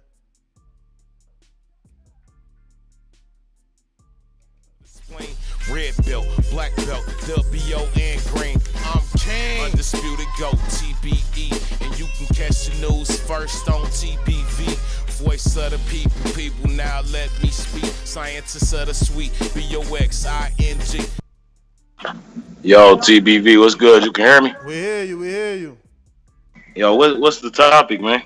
Man, American media turning their back on Wilder, man. It is a campaign, a media smear to make him look like it's his fault Undisputed isn't happening, as if it's a bad thing he activated his rematch clause. You know, they're trying to shame him. I mean, Stephen A. Smith, Sergio Mora, ESPN.com. I mean, they calling it Block Squad, not Bomb Squad. Yeah, I heard about that, man. That's it's ironic to me that, you know, 2-3 years ago you had Wilder out here saying it's too many belts, you know what I'm saying, there need to be one champion, one face, one name, and his name is Deontay Wilder. So he's been on the hunt for a while. So I don't know why people acting all shocked that this man won his belt back and he's still trying to, you know what I'm saying, be the undisputed champion. Like, if it's Fury, if it's AJ, if it's Wilder, it don't matter as long as we have one, right? So I don't see what the problem is. If anything, if ESPN, DAZN, and AJ and Fury feel like Wilder easy work, then they need to go ahead and get him out of there. You know what I'm saying? Those sound like statements of a scared man. So, you know, maybe Stephen A., you know what I'm saying, being a company man, got him nervous too. I mean, Sergio Mora, same thing. You know, he wasn't getting no money from Al, so he went to DAZN. You know what I'm saying? So I don't really understand how everybody getting upset over something that wasn't even guaranteed anyway. We all know the fight ain't guaranteed until the bell rings. So, you know what I'm saying, I don't understand why people are bent out of shape about it. Either way, we getting a great heavyweight fight. You know what I'm saying? And it's a trilogy. You know what I'm saying? The other two were good fights. I don't see what the problem is. But, you know what I'm saying, I am a Wilder fan, so I ain't got no reason to be upset. You know what I'm saying? It's everybody else who favorite fighter all of a sudden got to take a back seat or got to do what he was supposed to do that seemed to be mad about it. So let them figure it out. But it's so weird when I hear grown men start acting like kids and stuff. But like I say all the time, man, I'm Team USA all day. So, you know what I'm saying? It's unfortunate that Stephen A. and Sergio Mora don't share my compassion for my compatriots and stuff. But that's on them, man. I really don't know what to say other than that, man, because you expect the backlash and all of that, but when Wilder was quiet, everybody was happy. You know what I'm saying? Now that he talking, everybody upset again. But it seemed like he moved the needle because y'all did a show on Monday talking about the fight set and nobody had anything to say, but y'all be on for hours now. You know, every time y'all say Wilder name. So, you know what I'm saying? I wish y'all ain't have all the little issues with the mixtape, because I would say go on and play that to this day to let them know right quick. But instead, I'm going to just say, as I always say, please make sure you push that thumbs up, share this and every episode of the Boxing Voice podcast. This is TBV for life.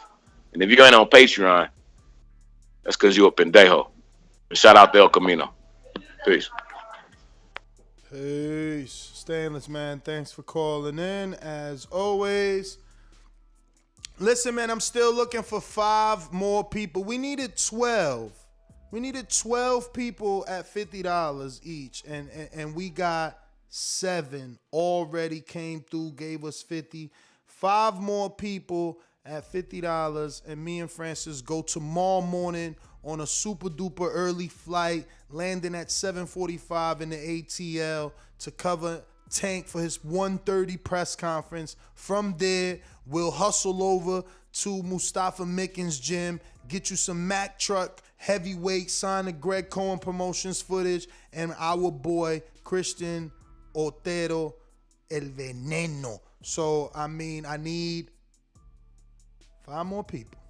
5 more people. We got Counterpunch, Mr. PBC. What up? Yo, put my money towards the trip too. Yo, it was good. So I'm pretty sure Anthony Joshua got to fight Usyk, right? Yes, he has to fight Usyk next. That's a hard fight for him. But you know what would be dope? I mean, to put all the naysayers and the haters to rest, shit, have a double header. Get the Eddie in that bitch. Get PBC together, and be the first time PBC and Eddie Hearn came together. I mean, that I've seen other than Andy. Shit, and right after the fight, make the fight. That'd be beautiful. But you know, we don't live in that world. But I can't wait for the fight, and I can't wait for you to go down there and do some interviews like you used to do. Get that hat on. Send that 50, man. Don't be scared of that water, man. Nobody's gonna throw no water on you. Send that 50, man, and I'm gonna have a chit chat with my man Leonard Ellaby, man. Man, you know you got the bread. You still I got need your 5 stimmy. people, man. I need 5 people, man. You could be one. Look, yo, that's crazy, man. Shout out to Christian Otero. Look, he a boxer. He threw the 50, man. You should be ashamed of yourself, man. You listen to this show every day, man. Come on, man. Man, you didn't do that back in the day, man. You used to just go out there by yourself with your iPhone and videotape. Let's go, man. Let's go. Back to the good old days, Mr. PBC. Send that. Shout out to Christian, man. We need 4 more people, man. Come on. How y'all not going to feel like y'all need to step it up now after the fighter stepped it up? He out there. He want to get that coverage on him. He like, man, fuck it. I want the let's go. The world need to see Christian El Veneno Otero. And that's why he said, here goes my contribution. Let's go. We need 4 more. Uh-oh. We down to 3. Victor Banuelos in the building. Let's fucking go. That's right. Now we just need 3 more. We almost there. I'm about to literally pull up the flight because I know we almost there. I need to book that before it's gone. What's up? Can I get where my man? Yo, Sam in the UK, where the love at? Oh shit. 704 done sent 50. We need 2 more. He done sent 50 in the super chat. My man said TBV. You already know. Boss Hog sponsoring 50 from the gang. Hashtag sniper gang. Pew, pew. What up? I need 2 more. Who's with me? 2 more. Who's with me? Who's with me? Where my Eddie soundbite, man? Nah, that ain't it. I always lose that Eddie, yo. Are you with me? Are you with me? Let's go. Heavy-handed J. I see heavy-handed J sent some love. Let me refresh. Remember, the phone line's still open. Oh, wait. Is Christian, is that you? Yo, no, that's not Christian. Oh, my bad. No, it's all good. I ain't called in a while. Who's this? But, yeah, calling out of NYC. It's Omega Cam calling out of NYC. You say your name was what? Cam. Oh, Cam. Talk to us, brother. Yeah, it was good. Yeah, and I'm trying to send you a little something, but I was trying to see if you got Zelle. Zelle? Yeah, I do. But you know, that's with my number. Yeah. I will have to yell my number, but it is on Google though. But yeah, it's on Google. Yeah, my Zelle. If anything, I'll put it through Cash App. So just knock off. You got 1 left. I'll put it through Cash App. You got 1 left. You the man, champ. There you go. And he said his name is. Don't hang up. Let me make sure that we got your number down because I want to address you by name in the future. Yeah. All right, I don't think we have it. It's you say. Nah, like I said, it's been a while. Omega Cam. Yes, sir. Okay, I got you, champ. You here? Shout out, man. Salute. Yeah, salute to you, man. Long time listener again. I be in my car arguing with you all the time, even though I don't call in. But I appreciate the hard work. I appreciate you, man. That's all. Yo, listen, when you love what you do, it ain't even hard work. I'm telling you, like, you know, look, Francis is down to take the drive. You know what I'm saying? Like, it's just like if we take that drive, we definitely got to spend the night. You know what I mean? Because the fuck, 16 hours on the road, that's more than half the day. But we got the heavy-handed edition. Shout out JP in Long Beach. He says, if you listening to the show daily and you don't support, you're a goofball with the $10 super chat. Shout out to Trey in the Bay with the $10 super chat. So we just need a few more. Who the hashtag God bless? Oh, Dan said don't mention my name. You know what's funny? I don't even know your name because it didn't come through. Let me see if I could at least see it in the email. Still don't know who, because you never cash at me. But my man got us there. He don't even want to. He's anonymous. He sent that hundo. He said, fuck the 2. Call it 1. It's done. Now I got to make sure these flights still here. Yeah. Oh, shit. Wait till LB see this face. Yo, let me put out the post. That's what we're going to do first, right? Ness to check your email. Yo, we're going to put out the post. See what y'all want us to ask Leonard Ellaby. We're going to get there early, too. I'm landing at 7. Everything should go good. And, you know, we should be able to ask some good questions, man. Hopefully, you know. But we also going to go. That's it, Christian. We going to see you, man. Send me the information. If you on Blog Talk, I need you to press one time, at least one time, so that I know you want to rock out and you want to talk. So, yeah, man. Christian, send me the address to the gym. It's going down tomorrow, man. Yes, sir. Yes, sir, Leonard. Let's find us a nice little Leonard Ellerby pick. What we gonna ask Leonard, man? What y'all got planned for Leonard, man? What we gonna ask Young Tank? You know we gotta ask Tank about the Josh Taylor fight, right? Because it just seems like that's why he's moving up. He said he could beat Taylor. Oh shit! Shout out to Kirby. Oh damn, that's Cam. Omega Cam. Shout out to Omega Cam. You the man. All right. See now we got 13. So that means 25 each. Me and Francis getting a meal apiece now. Look. What? Yeah. Yo, I hope Floyd show up. Now we got to start being optimistic, y'all. Now we got to get optimistic, right? See, if this was like Bob, or rather, should I say a Top Rank promotion, we know Bob gonna be there. But it's Floyd. He's in camp. He might not be there. You know what I'm saying? He might not be there. But, you know, hopefully he does show up to promote, you know, one of the biggest stars on his stable in Gervonta Tank Davis, which they're calling next pay-per-view star. You know, it would be good if he could be there, make a little appearance, even though sometimes he steals the show, you know. But it would be good if he could make a little appearance, add some media hype, some buzz to the press conference. You know what I'm saying? Get some ESPN headlines.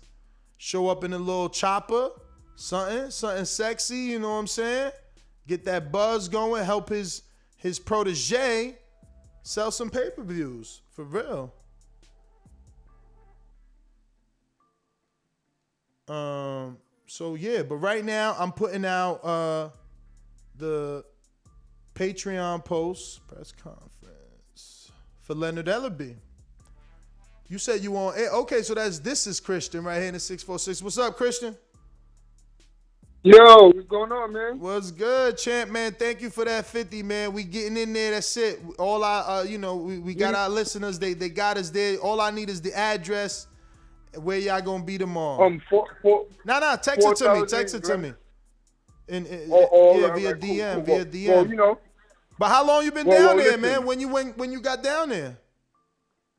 I was down there for a week, but I just came back to New York because, you know, I had to deal with some family circumstances or whatever the case may be. You feel me? So I'm gonna be going back down there June 9th. You know, and I'm gonna start my camp because I'm gonna be fighting in July. Okay. So how'd you link up with him? Like, what made you make that decision? So I've known Mustafa. I met him in the national tournament in Reno, Nevada, in March. And you know, me and my brother, we going through our own little circumstances right now, so we split up. You know, I always loved my brother and all, you know, but you know, moving forward right now, I'm gonna be working with Mustafa. You know, but all right, moving forward, like I actually met Mustafa in a national tournament in March of 2019, man, and you know, ever since then I've been a fan. You know, he has great knowledge. You know, he gives his fighters knowledge in and out the ring. You know, and if you apply yourself to his training, it's just so great, man. It's great and it's intense. You know, everybody's working and teaching each other in the gym. You know, so it's just great to be a part of a new stable. But again, what made you call him out of all people? Because you in New York City, like you got so many people. I mean, you could have trained with Eric Kelly because you already trained in that gym. You could have went to like Sosa crew, Arliano Sosa right there in Brooklyn. Like you got so many New York trainers. What made you go all the way to the ATL? Because for me, it's not about the coach. You know, it's not about the quality of the coach. It's about the atmosphere that you're in. You know, so. If you have to leave your comfort zone, like Mayweather said recently on $1 million worth of games, shout out to my guy Gillies, right? He said sometimes you have to leave a comfortable environment in order for you to go big. So that's what I'm doing, you know. I'm trying to stay focused, you know, and I'm a man of my word. I let my brother know, man.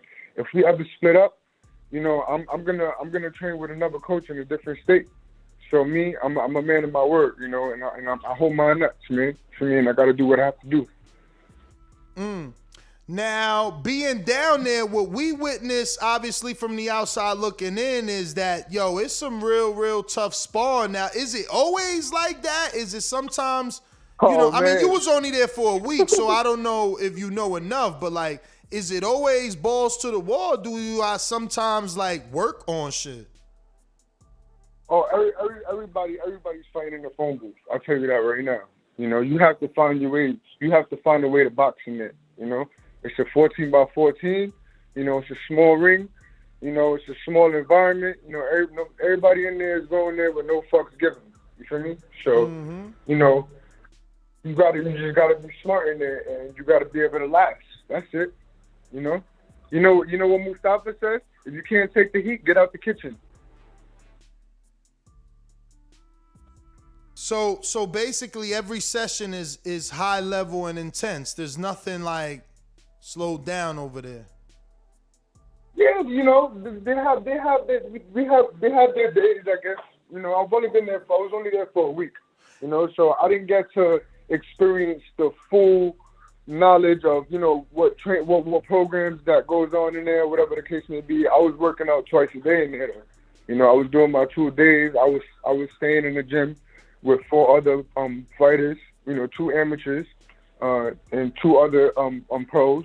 James Wilkins, Chris Tom, you know, he signed with Golden Boy, and then another fighter by the name of Keandre, I think his name is Keandre White, if I'm not mistaken. Okay. He's another fighter, Mustafa, yeah. So. And then there's another. Yeah, I'm sorry. Nah, I was just gonna say, being as though that you was there only for a week, did the fighters in the gym try to treat you like fresh meat and shit? You know how it is. You ain't from that gym. Oh, nah. I come with a different type of demeanor, so you can't treat me like fresh meat. I'm a lion, so once you put me in the den, you feel me? The other lions are going back up. Okay. That's what's up, man. So you got a fight in June, or you starting camp in June? Well, I'm always training. I'm always in shape. So that doesn't that's nothing. But I went for a run on my last day in Atlanta when I was out there in South's gym, and I had tripped, and I kind of like twisted my ankle. So right now I got a sprained ankle. So I'm just dealing with that right now. I'm letting the heal up. And then I'm be back in the gym next week, and then I'm gonna be leaving out to Atlanta June 9th. Okay. Well, Christian, man, go ahead and give out your social media, man, in case anybody isn't following you. And once again, man, thank you for helping us get down to the ATL. Look, I thought you was going to be there. My man helped us get there. He ain't going to be there. Nah, yeah, man. Sad face. But, nah, I just, I just want to give a big shout out to the Boxing Boys for being on day and night. They put in work, man, and great support system, and great platform to be on.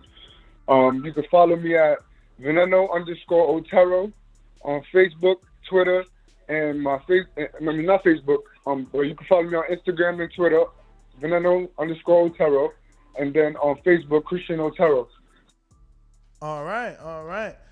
There you have it, ladies and gentlemen. Christian Otero. So definitely check him out.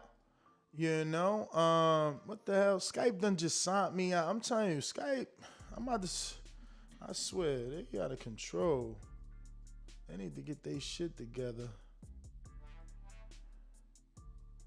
But yeah, man, very happy and appreciative that we got to our goal. We set out and it happened, man. So Francis ain't get in yet. Hopefully he's okay. And when he gets in, he'll know the great news.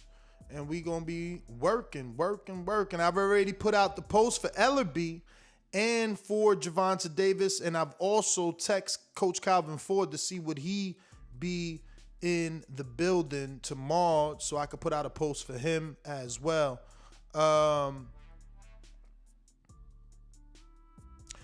We got Majimbe in New Jersey said, Ness, Big Baby is fighting right now on Salida card. Yeah, but fighting not a new fight. That's not a new fight. They showing you an old fight. You know what I'm saying? Those fights on Salida is his old fights. That can't be new. There's no way. You're going to have me click on this shit. This should say Showtime, too. You know this ain't new. Yeah, nah, champ. This old. He has the rights to a lot. I forgot. I had got an email.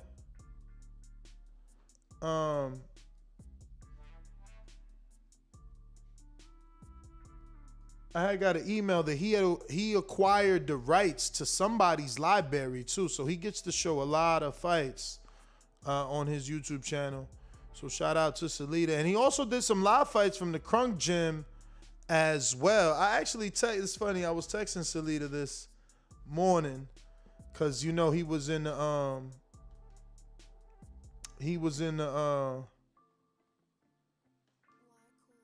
the Fury Gym in Miami, man. So I was trying to see could he get me in there, and he freaking left Miami already. So yeah.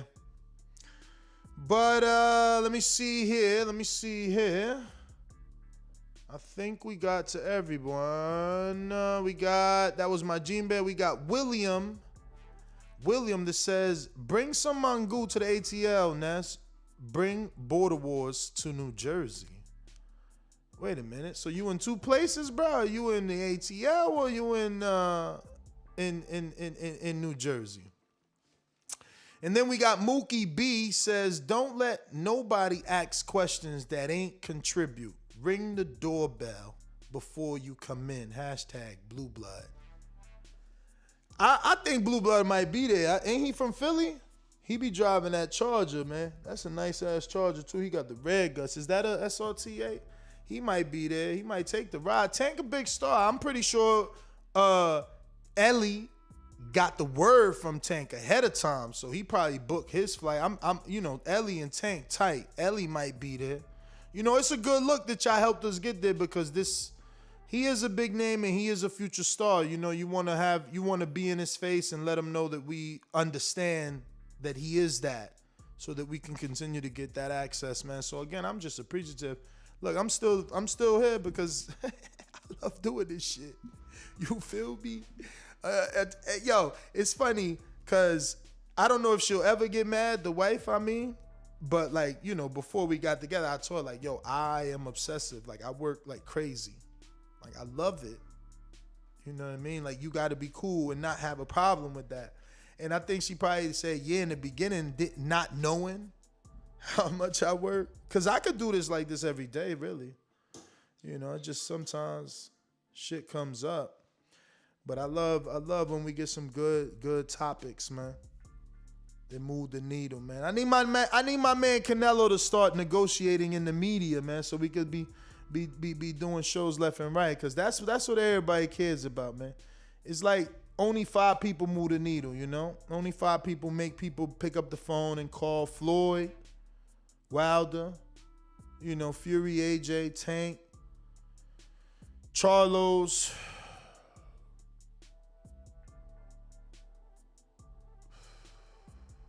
I think Andre's starting to move in that direction, man. Andre's starting to move in that direction.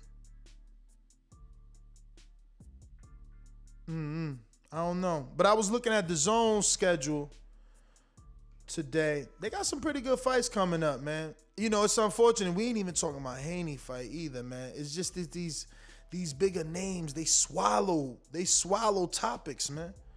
Hopefully, you know, I gotta step up my Haney coverage. It actually crossed my mind today, like, damn, you should end it and come back with another Haney show just because the lack of coverage. Like, look, I ain't even do nothing on Fortuna. Fortuna ain't had no fight. He just kept getting jerked around, and now he about to fight Joseph Diaz. You know, and we didn't even announce that. When he was fighting Ryan, we announced that. You know, it's just like so many things. When he was trying to negotiate with Haney, we was on that. But like, he's fell through the cracks. So many people just falling through the cracks, man. It's like boxing moves so fast. Fucking soap opera, for real. Look at Paul Fortuna, man. His situation doesn't get any sort of light. But, bro, how many fights has he been scheduled for and just keep getting rescheduled or pushed back or completely different opponent altogether? How's he going to look for this fight? He's been in Puerto Rico for like a fucking year just training, man. I don't know. Hopefully, you know, I'm pulling for him, but Joseph Diaz, man, you know, he did his thing in that Tevin Farmer fight, and I know he didn't look good in his mandatory, so it's like a toss-up, you know? But he's got the pedigree. What he done to the boxing world to be number 1 in the junior weight division.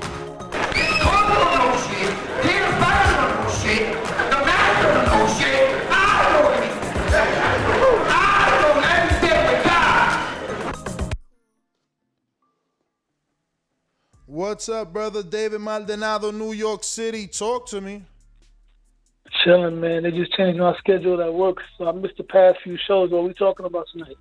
Tonight, we talking about the Blame Wilder game. How ESPN, Stephen A. Smith, you know, Tyson Fury, and now DAZN, Sergio Mora have decided to start this witch hunt, calling, you know, Wilder Block Squad, saying he's blocking Undisputed, trying to discredit the validity of a rematch. Like, when has a fighter ever been shamed for taking his rematch? Usually, and this is how you know we're headed in the direction of a fucked up world. Like, when Abner Mars didn't take his rematch, he was shamed for not wanting the smoke. Now people getting when he got knocked out. Yeah, but now people getting shamed for wanting the smoke. Like, oh, he wants a rematch. Yeah, you know what's crazy? At first, I was thinking I'd rather see Fury versus AJ. But believe it or not, man, I think Fury and Wilder is a bigger fight, especially now with all the controversy with the conspiracies about the glove gate. That's gonna make a crazy build-up because you know Tyson Fury is gonna use that to taunt Wilder as far as the excuses and all that stuff. So I'd rather see Wilder versus Fury because even though I think Fury got the skills to beat him again, at the end of the day, Wilder still has that. He still got that dynamite that he could just knock you out at any moment. And he's been looking real good lately, working with that. I forgot who's training him, but he's looking real good. And Wilder is naturally athletic, so I think he's gonna pick up pretty fast as far as what he's learning. But as soon as he gets hit, is he gonna resort back to being wild? I don't know. But I'd rather see Fury versus Wilder 3. Because AJ, I'm gonna be honest with you, I think Fury will beat the brakes over AJ inside 8 rounds and make him probably quit in his corner. If Andy Ruiz did that shit, Fury would kill him. Believe it or not, I never liked the Fury until recently. I think Fury is gonna go down as one of the greatest heavyweights of all time, especially if he finishes Wilder off. Because if he finishes Wilder off, it's easy picking from there. Because after that, he's sparking everybody out. Fury's the kind of guy that he's not a knockout artist, but he could step up to the level of his competition. I think he stops everybody. Everybody. Even though he couldn't stop the bottom, when it comes to the top guys, some guys ain't hanging with him. That dude is like 400 pounds and he moves like Floyd Mayweather, bro. That shit is crazy. Straight up and down. Wow. And what's all this I'm hearing that I'm hearing serious rumors that I don't mean to go off topic. I heard Ryan Garcia might be fighting Rolly. What happened with that? As far as him, falling back due to mental illness. I don't know. You heard about that rumor? I don't know, but I like that fight. I ain't saying that's better than any fight that he I love that fight. But I like that fight. Yo, here's my conspiracy theory, bro. Back to the lightweights, because they're the most exciting fighters in boxing right now. I think that Gervonta Davis and Floyd Mayweather Promotions is having a down low Cold War with Teofimo because first Floyd blocked him, right? And then Tank and Ryan Garcia were talking about fighting. Then Teofimo been playing nice with Oscar De La Hoya. And then Ryan Garcia pulls out of the Fortuna fight. And now there's rumors about him fighting Rolly, who's Teofimo's homeboy. And now Gervonta is talking about fighting the winner of Josh Taylor, Jose Ramirez. There's a lot of chess going on between those guys, man. What you think about that? I mean, there's definitely some tension there. Look, I was the first one to start talking that whole Mayweather cock block and trying to make sure that Gervonta Davis stays, the dude with the most pay-per-views amongst these younger people, And yo, dog, I didn't know you sparred with Sean Porter. I seen that shit on YouTube. Now, how was that experience? Did he hit you with all his power, you think? Nah, man. I seen you sparring with Sean Porter, bro. Yeah, nah. He ain't hit me with all his power, but when I hit him with the right hand, he definitely turned up. So I went ahead and took a dive because that was my first time ever sparring, in the ring. That was your first time sparring with anybody, period? Point blank? Period. Yeah, I got to give you mad props for that. Even though the dude's a lot smaller than you, Sean Porter puts a lot of pressure, man. You know what I mean? A lot. Straight People laughed at that shit, but they ain't understand. For my first time, that was my first time putting a mouthpiece in my mouth other than football. I played Pop Warner in high school football, so I use mouthpiece for that. But for boxing, never. None of that. Yo, you can see the still shot when I went to block. I'm blocking, turning to the side. It's just hilarious, everything that I did in that shit. It was crazy compared to You hit him with a shot, though. I seen that you hit him with a little right hand, whatever. Leave right hand on that ass, but that's what got him mad. I saw Borderwood because I downloaded the app. Francis is there? Nah, he's doing his hair. He's doing his hair. Francis is a little dog. I gotta give it to him. He talk his little shit, but he back it up. Though I saw his fight with him with the Dewey fought. Yeah, he went off on him. It was a good fight, but yeah, Francis got busy. I gotta give it to him. He got some. He could fight. He got some balls. You know what I mean? And much respect. Y'all the only podcast that actually get up in there and do that because a lot of dudes they talk shit and they be downgrading fighters. They call fighters bums. I appreciate that y'all don't call boxers bums because I be telling my homies. They watch boxing and they be like, yo, he's a bum. I said, dog, I seen you fight in the street, my nigga. You can't fight for your life. I'll take you to a boxing gym and you're going to look in the mirror and look mad awkward. You can't call these guys bums. You know what I mean? I used to call fighters bums, bro. I learned my lesson as soon as I start getting in that ring. A bum. Listen, matter of fact, a dude with 14 losses in the heavyweight division beat the shit out of me. He's a cop and he's still a professional fighter.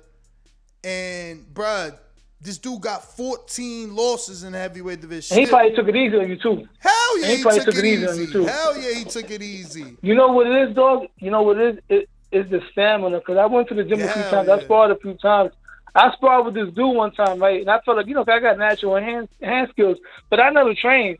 And I was getting the best of him the first round. But after that, I gassed out. He fucked me up. And it was more the fact of his conditioning, man. That shit is crazy. You got to be able to remain composed. People think because you can run 20 miles, that don't mean nothing. You got to be able to train, to spar, to remain calm, relax, punches coming at you, you blocking, bobbing, weaving, all type of shit. It take a lot more than just being able to jog some miles to have stamina in the ring. You know what I mean? Nah, I totally agree with you. Listen, could you think of a few, like one or two good questions for Ellerby? If you were to see Ellerby tomorrow. Oh, hell yeah, bro. I put that shit up on Patreon. I'm going to ask him another one, man. Just say you're a Canelo guy, I'm a Teofimo guy. What about Tank? Tank Davis, I sent him a question too. For Tank Davis, I already put that in Patreon. I'm gonna ask Tank a question. Being that Tank Davis is part of the future of boxing, out of all the gunners that he's gonna have to fight one day between Teofimo, Devin Haney, Shakur, and what's the guy from Brooklyn? I like the nigga too. What's his name? Chris Colbert, because I'm not even going to put Ryan in that category. I put fucking Richard Comey to put Ryan Garcia to sleep. Out of those 5 guys, because I'm putting Richard Comey in the top 5, Lomachenko also, in what order does he rate the possibility of those guys giving him his toughest fight? And that's for Tank. That's what I want to know. For Tank, between Teofimo, who I personally think sparks him, Devin Haney, Shakur, Lomachenko, and Richard Comey, because that's the top 5. I'm not gonna throw Ryan in there. Ryan is captain. That's for Tank Davis. As for Leonard Ellerby, my question for him is this. My question is, why didn't Floyd Mayweather stick around in 2007? Him and Cotto, even though they fought, that was being built for a real big fight. Cotto was his nemesis at the time. Cotto had just beat Mosley when Mayweather beat Ricky Hatton, and then he retired after he beat Ricky Hatton. I never understood that, man. I think him and Cotto would have been a better fight back then than what it turned out to be years later. Why he retired so soon if you knew he was coming back? If he even knew he was coming back. Well, listen, man, I'm going to get to some other callers. But no more, man. I'll call him tomorrow, though, man. Y'all have a good one. And, y'all keep doing what y'all doing, man. Great shows, great content, bro. All right, appreciate it. And what? I just want to say I want to thank everybody. Obviously, we needed 12 listeners, 12, supporters, 12 TBV family members to each donate $50 to make sure that me and Francis could get to Atlanta tomorrow on a early flight. And we've definitely reached that goal. So I want to thank you guys for being an active community and, wanting to see us there. And, anybody want to contribute to that trip, even though we made our goal, you want to make sure I'm fat right now. I ain't been working out since Francis got back. So y'all want to make sure I eat a slice of pizza or drink a cup of coffee. Keep that super chat going. We're going out to a brand new number in DC. This DC Baltimore area for sure. Who this? Yo, I text Calvin. Let me check my phone. What's up with Calvin? I'm trying to get with everybody. I text Mustafa what's already. Up, man? What up? Who's this? Man, my name Mike, man. Big Face. Mike. Big Face. All right, Big Face. Big Face. And what part? Where you at? DMV where though? I live out Southern Maryland, man. I ain't one of them DC dudes. I'm one of the Maryland dudes who act like I'm from DC, man. I'm from the county. I'm a country nigga. All right, Maryland in the building, man. So talk to us, brother. What's on your mind? Man, man.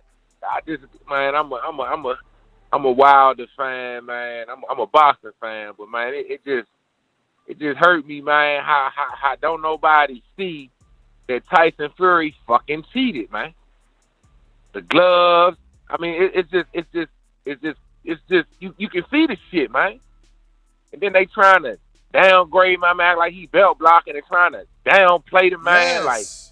Like it's wrong for him to win his fucking rematch to get it. Like what the fuck? Like that's some bullshit, man. I don't like that shit, man. That's exactly why I did the show. I feel the same way. I'm like, yo, how could you shame a man for activating his rematch clause? Like, this the first fighter in boxing is getting shamed for taking the rematch. Usually, we were shaming people that didn't take rematches. Exactly. And then Fury putting out all this bullshit talking about he asked for that money. I don't believe he asked for that money. Because, Fury just be lying, man. He just be fucking lying. But he is a dangerous fighter, though, man. I ain't going trying to discredit and act like Fury some shit. He's one of the best heavyweights that I've seen as far as movement and just boxing skills. But I still feel like straight up. Yeah. Hey, can I get your opinion on something, though, Ness? What up, champ? What you think about, like, the whole, like, Teofimo Undisputed shit, though? Because I don't really never hear you say too much about it. Like, what's your thoughts about honestly, man, keeping it 100, bro. I'm trying. Let me see. Let me double check my email because I think I might not even be in fucking town for this shit. And I was trying to hold off my thoughts until I seen T.O. personally because I've been following him for a long time, man. And, he was supposed to come on the show the other day, and we had a little disagreement on something, and I'm trying to give him the benefit of the doubt. You feel me? Like because the answer to your question is what got him upset. Like, people are out here wanting him to be undisputed, but technically he's not. So then they want him. Yeah. Then they want to say that Mauricio said he's undisputed. Well, like, Mauricio saying he's undisputed for the WBC. Mauricio's one sanctioning body. Like, when you defend your belt versus Cambroso, it don't say you defending the WBC. You know what I'm saying? So, but I think I'm gonna miss. Yeah, I'm missing T.O.'s work. I'll be in Vegas. He gonna be here in fucking Miami Thursday, but I'm leaving Thursday. Yeah, so I ain't even get to see him, man.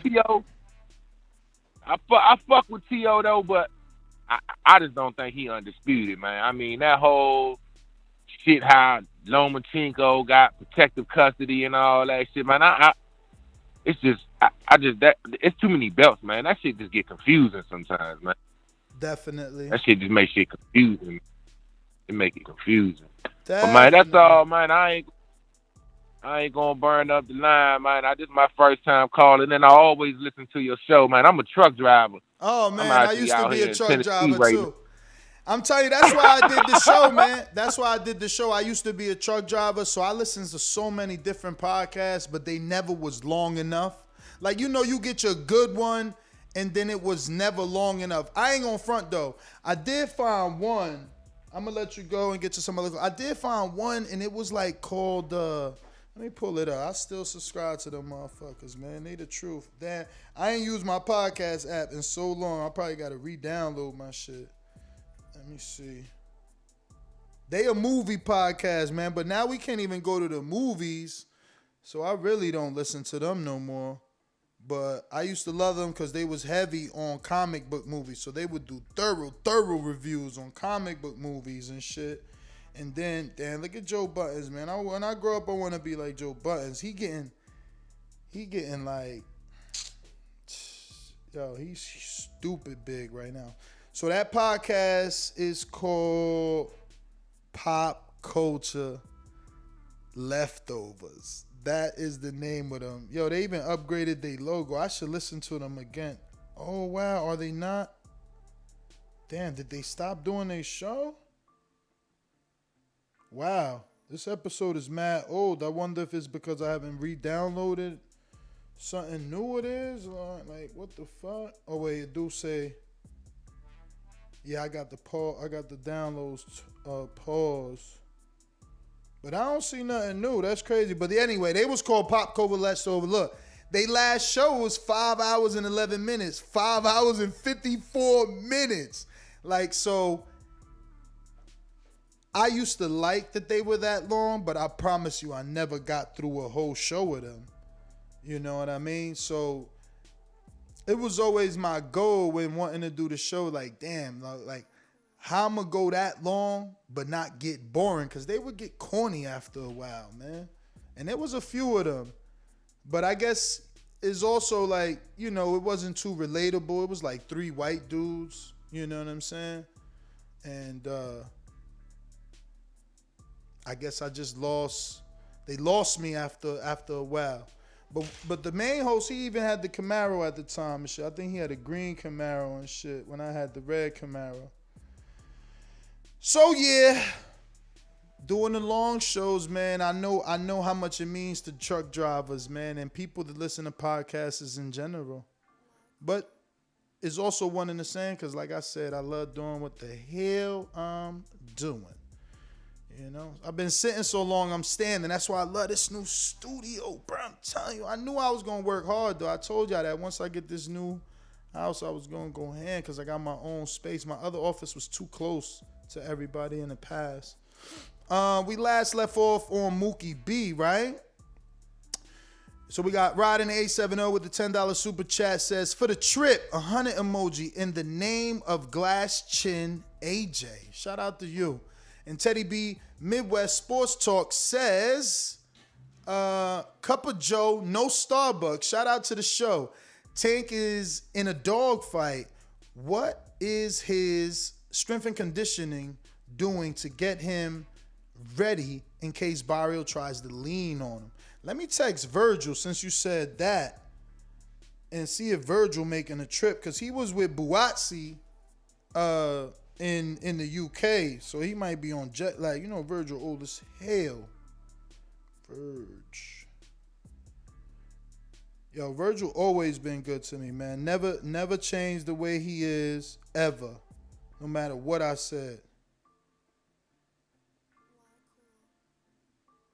Nice man.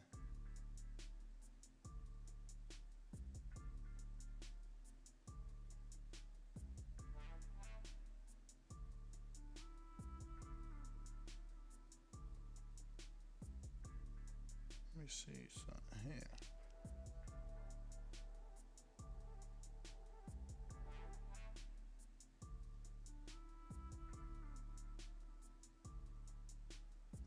Let me not just put Tank versus Barrios, because I'm telling you, man, you never know who you think is sensitive until you run into your favorite fighter being mad fucking sensitive and shit.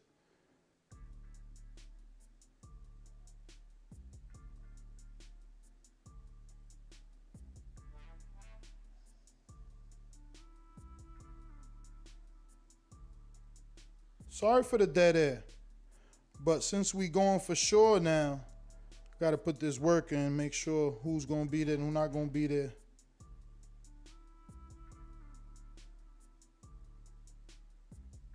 Boom. All right. Oh, shit. What? That's crazy. Good news. Supermax dropping the news in the pre-pro. Looks like we got... But shout out to Teddy B, man, for sending that he said no Starbucks. I don't drink Starbucks. You know, my girl likes Starbucks. I'm a Dunkin' Donuts dude, man. Even though people say that coffee is too light. If you do they dark roast, holy shit. Now that's too dark, right? We got Andre Dakota. He is pound for pound supporter, man. He been around from forever. Shout out to him. He's also a school teacher, elementary school teacher, so teaching the youth, you know what I'm saying? He'd be in the classroom listening to the show. He said, the zone workers salty. They are not getting another luxury vacation to the Middle East. Mora don't give a damn about unification. Just trying to get air miles. Shaking my head. You know what, though? Yo, being as though that I can't even say I came up with them, you know what I'm saying? But I watched them come up. Ak and Barak. I look at them and I wish I could fly like them. Them dudes fly, because I love to fly, man. I'm working on my 3rd passport, man. I love to fly out of this country. I'm looking at them like, damn, they getting some fucking... They got like queen-size beds as airplane seats and shit, man.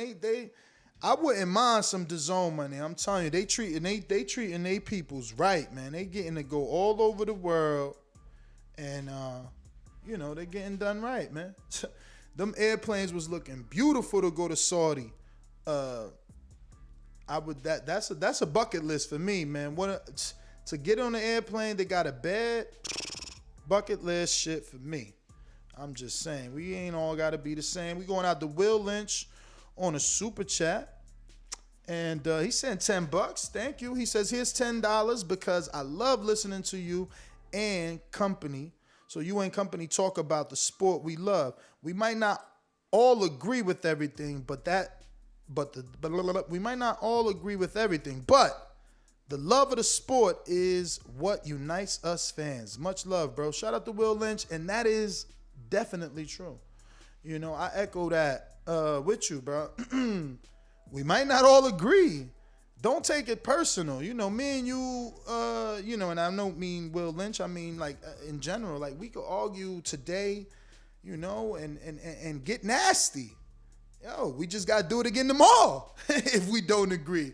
It's not for you to go away. Steve in Chicago, I see you there. Come on back to the flock, man. I still fuck with you. Ain't got nothing against you, champ. Nobody, everybody, the door's always open. I've said it. Callers, co-hosts, all that shit, man. Is open, and we disagree today, and maybe we agree tomorrow. You know what I'm saying? But don't alienate yourself from the community. Cause look, we was doing a Unguarded episode today, and Steve, you was brought up by Bishop. Go listen to it. He had a whole shout out segment just specifically for you. So don't alienate from the community over one person, even if that person is I. We're going to, I think is this Brandon in North Carolina? I'm starting to learn all y'all numbers by heart and shit. I keep saying it over and over. I wish I was an accountant. My man Matt in Ohio, a fucking accountant, living it up. You know what I'm saying? I didn't know I was this good with numbers. I would have definitely got into some shit, counting cards or at least accounting. But it's actually Rod, right? It is Rod. Yes, sir. Yes, Rod in North Carolina. Yeah, what's going on? What up, champ?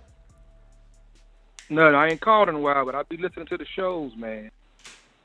You're doing a good job. Appreciate you.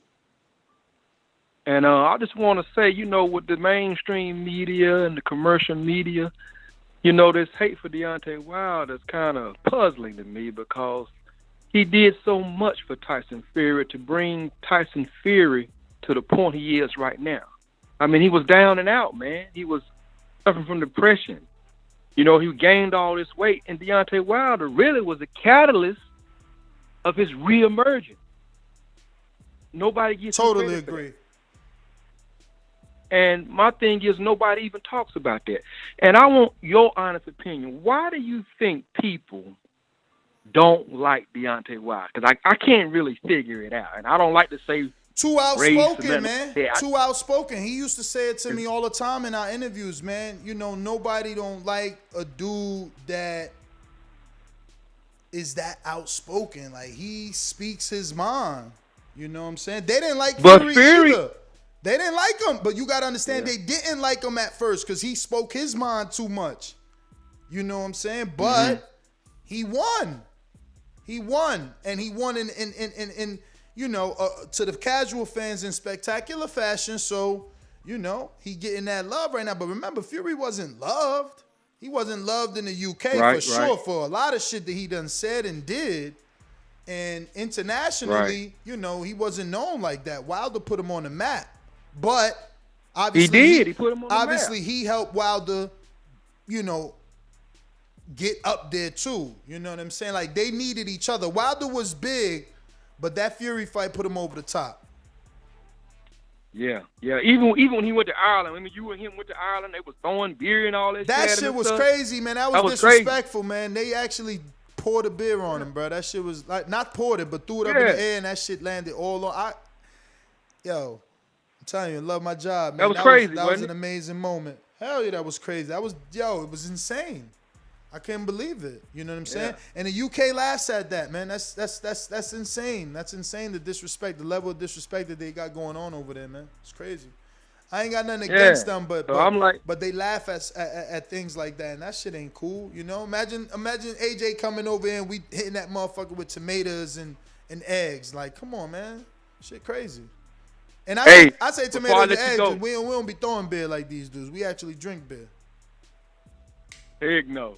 Before I let you go though, I really, in my heart of hearts, believe that Bob Arum and Frank Warren told Hearn that maybe they can get around arbitration. Absolutely. I don't think they told him we got it. So Absolutely. I think Hearn is lying too. Nah. I think there maybe was more like, you know, our lawyers told us we could get out of this. We got to try. Like, you know.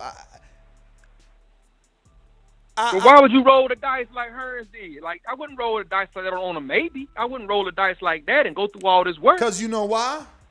Because for Hearn, he ain't lose nothing. All he did was secure $150 million. Now he got it. Okay. Now he got it. Could he turn that to a Wilder AJ if Wilder wins? Absolutely. Could he maybe get a little portion of that for Usyk AJ? Maybe. So to him, he don't care. Okay. To him, he don't care. Because that's so you saying that money that's like me. You saying that money gonna stay there? That money's accessible. I'm not saying they gave it to him, but at least he knows it's there now. It's like me right now, man. If I could, whatever biggest pro fighter that's retired I could get, you know, like, all right, imagine that's too. Nah, he not known enough. I don't know. Fuck. I need a name. What's a good name?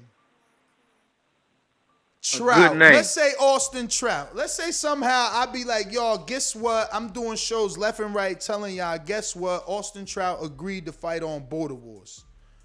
I'm also going to tell any potential sponsor Austin Trout is fighting on Border Wars. So any potential sponsor might look at it like, damn, Austin Trout was in, you know, the ring with Cotto. He's been in the ring with Canelo. You know, this can get me bigger exposure because of the celebrity status of Austin Trout. So I'll get a certain amount of funding.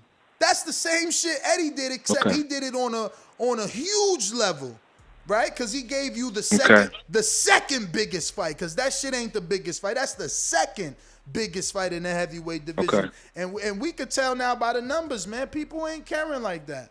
I don't see those numbers, you know, for AJ Fury. Like, I mean, they only projected 350 in America in terms of pay-per-view buys. Well, maybe I got to just get rid of some of my bias against Eddie Hearn because, you know, I've been calling your show for a long time, even way back when you had Matt as a host. And you remember all that flat feed crap? And I thought that stuff was crazy, man. So it's kind of like I got a little funny feeling with her. I do agree with you. Those flat fees, those put a dent on his personality, but he specifically did that to block a specific person, the one he thought was most dangerous. Because you see, Wilder is dangerous and he could have derailed things, but Fury is all UK affairs. So either way, Hearns win. He still be the guy to bring back Undisputed to British boxing, or you know, he's protecting his guy. You know what I'm saying?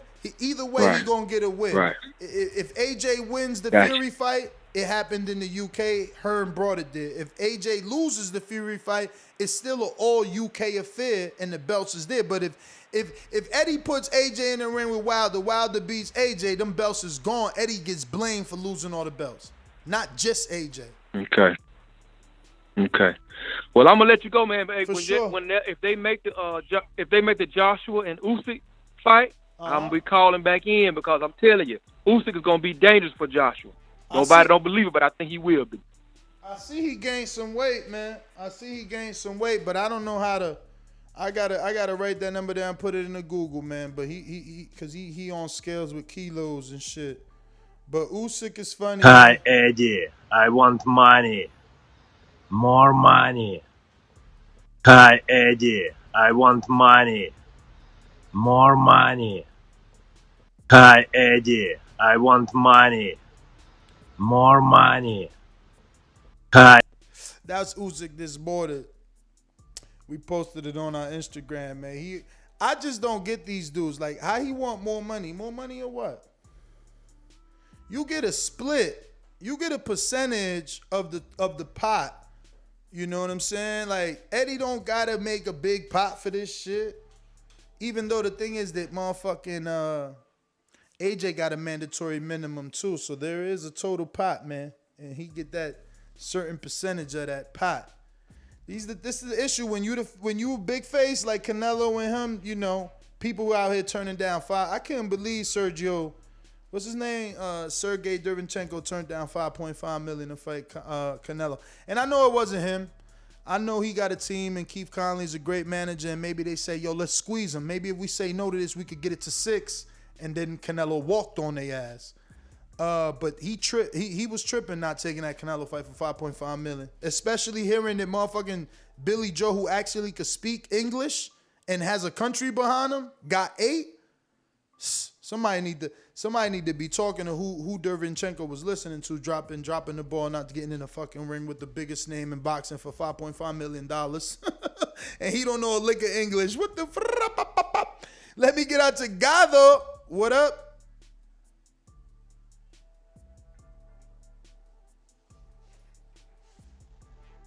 You there? Just listening. Hey, yo, try to come back to me, dog. I got this. I got to take care of this boy, man. All right. We got Jonathan. What up? What up, Nath? Can you hear me? We hear you. Hey, before we get started, do me a favor. Check your Skype messages.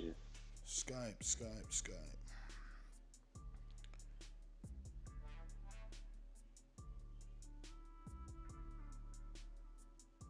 Oh, that okay. All right, so I sent you some information about Charlotte. You probably ain't never see it, but on the topic of the show, you say that all the time about that Charlotte. I did. I looked into that, but not with the same energy I did Florida because it wasn't really I didn't. Man, Charlotte, listen. I ain't have the passion. Now, I know, but 5-10 years from now, Charlotte gonna be a hotbed even for boxing. Watch. Hey, man, you missed the way. I don't think I'm too far though. I'm right there. You're not. You can always hold an event here, especially Border Wars. We need a site feed, baby. Who gonna bring us to Charlotte? You got a bar or something that want to have the entertainment in their venue? That's what we looking for. I got Supermax hitting me up, man. He trying to get us in the bar in Plainview, Texas, man. Look. All right, here's my pitch. I don't have that, but what I can suggest is just like I suggested the Cincinnati thing. Charlotte in the summer has a live at 5. Y'all could get with this Chamber of Commerce and see if y'all could do it right in the epicenter, do an outside live Border Wars. See, you said that before, and that just gets look, even right now, we're gonna be half out and in with Wisconsin, but that's why we willing, because you gotta factor in rain. So now if you're gonna factor in rain in an outdoor venue, you gotta not only get a 4-foot ring, but you also gotta get a canopy ring. Or have those canopies set up, and you don't want no blue top. You need that nice black. That's just, it's a lot. It's different levels of expenses. Where the epicenter is, though, you could get it to where y'all got shade from the building, so you won't be beaming with the sun and whatnot. Well, I'm thinking elements, not just sun. Rain, possible rain. Look at. Not like where they got it set up. Sergio Martinez, long as it don't. Martin Murray, it was raining that fight, man. Them dudes was fucked. They had to wear little booties to the ring and shit, and then wipe their feet. I mean, you always got that aspect of it. I mean, I'm just saying, like Charlotte, it's a tier city, and I think you could get something out of it. But nevertheless, this is one of the shows where I totally agree with you with the aspect of Wilder. Like, it's crazy, but that just goes to show you. People's ethics and their code. And that's why a lot of people aren't in position, because they just think ass backwards. So for me, it's just like Wilder was the catalyst for Fury. And it's up to Wilder to remind people of that. Like Stephen A. Smith, remind them folks like, yo, I brought this dude back from where he was talking about mental disability and all that crap. Like, you know, I'm not mad that Wilder took his year hiatus. I think that was smart. But now that he done played that card has been played and he's getting a fight, he's definitely need to remind the folks, because he's doing an honorable thing doing his rematch.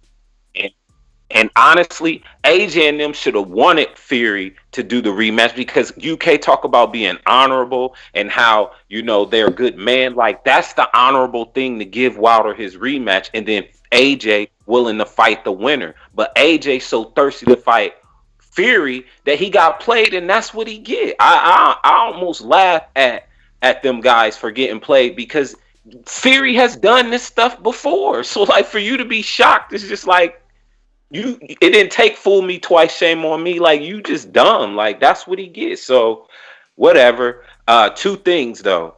You asked about what should you ask Tank and Litter Ellaby, and what I thought about is you should ask Tank, right? Is he willing to come on TBV? And if so, we'll set that up. Yo, they always say yeah in person, man. They like Eddie tells me yeah in person, and he ain't answered my text in like a year, man. I can't wait to see his ass too. I'm about to start getting back out there, man. I'm telling you, hopefully this rejuvenates me, man. You know, yeah, the thing is it's also not the way that it used to be. Look, this is the first press conference in a while, and it ain't even open to the public. Yeah, well, I mean, times has changed, but I mean, and that makes it a little bit more secluded. You know, you just, like you said, as you get back out there and you ask them that, just be like, who I need to get with, you know what I mean? And you already in links with Calvin, so if Tank commit, then you could put some pressure on Calvin, like, where your boy at? You know, do a show when he in the gym, and we'll just get it popping like that. I can, you know, impromptu. But for Ellerby, I would definitely want to know, like, are y'all gonna put y'all hand in the race for Crawford when his contract up? Like, what's up? You know, drop. Yeah, I know. Yeah, that's a good one. I know. Yeah. I know for sure. I mean, he probably gonna give like a standard business answer, like, you know, we're always in the race for all the top tier fighters, but at least that could start something like, you know, what Crawford may be thinking. You know what I mean? They may come out with something, you know, about it, but like, I would definitely want to know, like, you know, are y'all gonna put y'all? The issue with Ellerby is he's so like evasive, man. Yeah, he is. But I think he'd go as far as to elaborate why they would be interested. You know what I mean? I think he would go as far as to why they would be interested. And, you know, if you can help broker that, that'd be dope. Just like you have Fury and Wilder on the line, and I think Eddie Hearn all at the same time. Like, you know, because I think that would be crazy if Crawford left top rank, then went under Ellerby and Floyd. Like, that would be crazy. And we'll really see if Floyd and Al businessmen are, you know what I mean, together or not. Because, like, Bud would be signed to TMT Promotions, not, you know what I mean? So I'd be curious to see how that shake out. For sure. Yeah. That would be dope if Mayweather Promotions signed Crawford, because they could, you know, solidify the Earl fight. No, but that's the thing. Would they really be able to solidify? For one, Earl is holding up the fight. I mean, let's just be real, because he's going after Ugas. I mean, it's a business move, but he's still holding up the fight to get all the belts, no matter how you want to look at that. But if that's even out the way, I don't know if we still get that fight. You know where I stand on that fight. I don't think that fight happens anytime soon. And even if Bud went to Floyd Promotions, I don't see that fight still happening. Mm-hmm. I don't, which to me would expose the business partnership for real between Floyd and Al. Because if they can't make that deal happen, that'll open up a whole. I'm sure they could, man. But I'm sure if Mayweather signed Crawford, they probably ain't rushing right into it either. They gonna give him some showcase fights, because that's they fighter now. Yeah, I agree with that.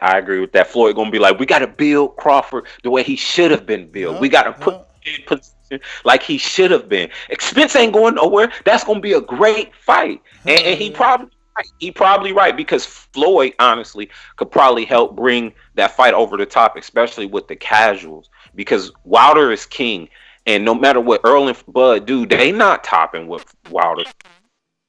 So, Floyd might be a nice little caveat to really, really bring that fight the money it deserves. Because right now, I think even if they fought, I think it would do decent, but I really don't think it would be like a huge, huge fight like everybody thinks it will be, because people don't really pay like they should. I mean, you said stole the Wilder Fury second fight, first 10 to 11 mil, man. So you think that meant people gonna be stealing Earl versus Bud? I don't know if they get that many people stealing it. Exactly, and we talking about stealing it, not even like stealing it. I don't even know if it could set that high of a level, just stealing it. So, our piracy. So I don't know, man. But I think Floyd would be a great asset to help build in that fight, and it'd be crazy if Crawford was under him. But man, thanks for the time. For sure. Thank you for calling in. Let me see. We got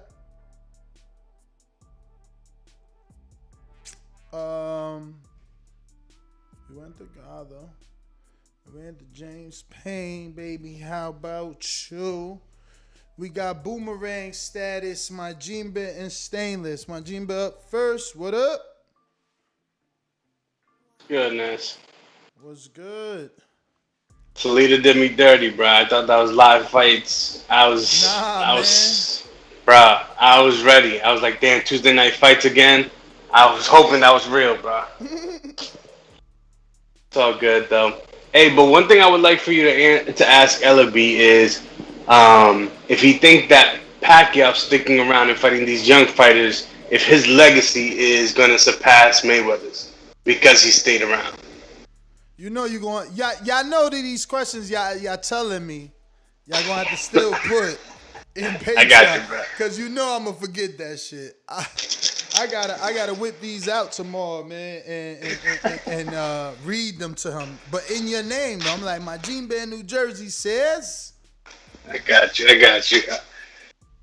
man. I'll put it in the Patreon. Definitely, dude. I'm gonna be honest with you. That's one of the greatest things you got on the Patreon is just putting the. I know I don't get to do it often, but giving us the opportunity to ask those questions. Part-time reporters, let's say.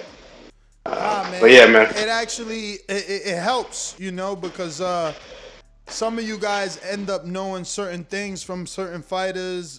They might be from, specific regions or maybe an area, someone's friend, whatever the case may be. But it gives me more ammunition is how I like to look at it. Yeah, definitely. Yo, shout out to Will Lynch, man, for that message that he sent. We definitely a family that, is always arguing, but we're the only ones that understand each other. So boxing families, in my opinion, they're the greatest fans in the world.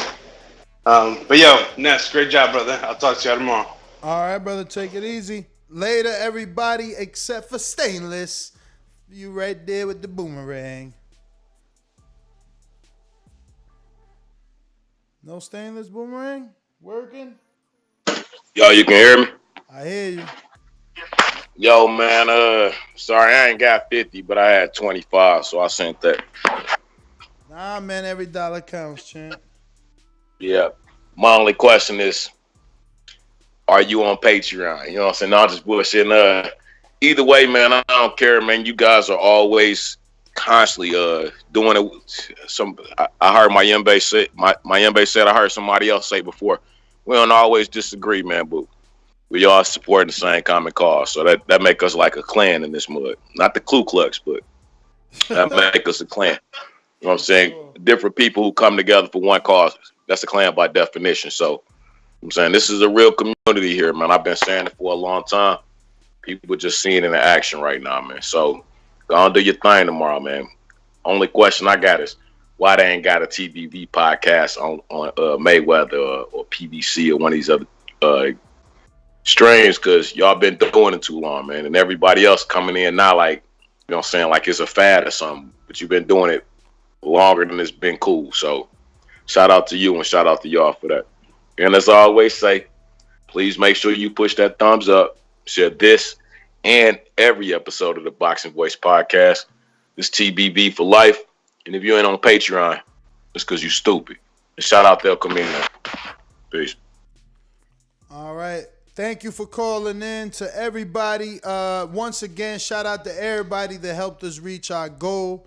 We started out asking for 12 people to donate $50 each to get 2 airplane tickets from, Florida to the ATL for me and Francis.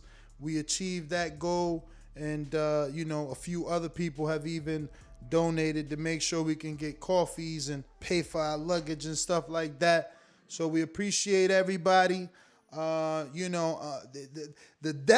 you can still donate so that trip goes even better. Nest GTO on Cash App. And yeah, man, we're back tomorrow, man. We're going to be live in Mustafa Mickens' gym. He definitely already hit me back, sent me the address, said it's good. He'll be there from 9 to 9.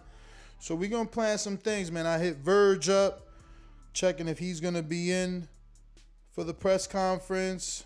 Waiting on that. What else? Hit Coach Calvin up, see if he's going to be at the press conference. So yeah, man, we working. Catch y'all tomorrow. Peace.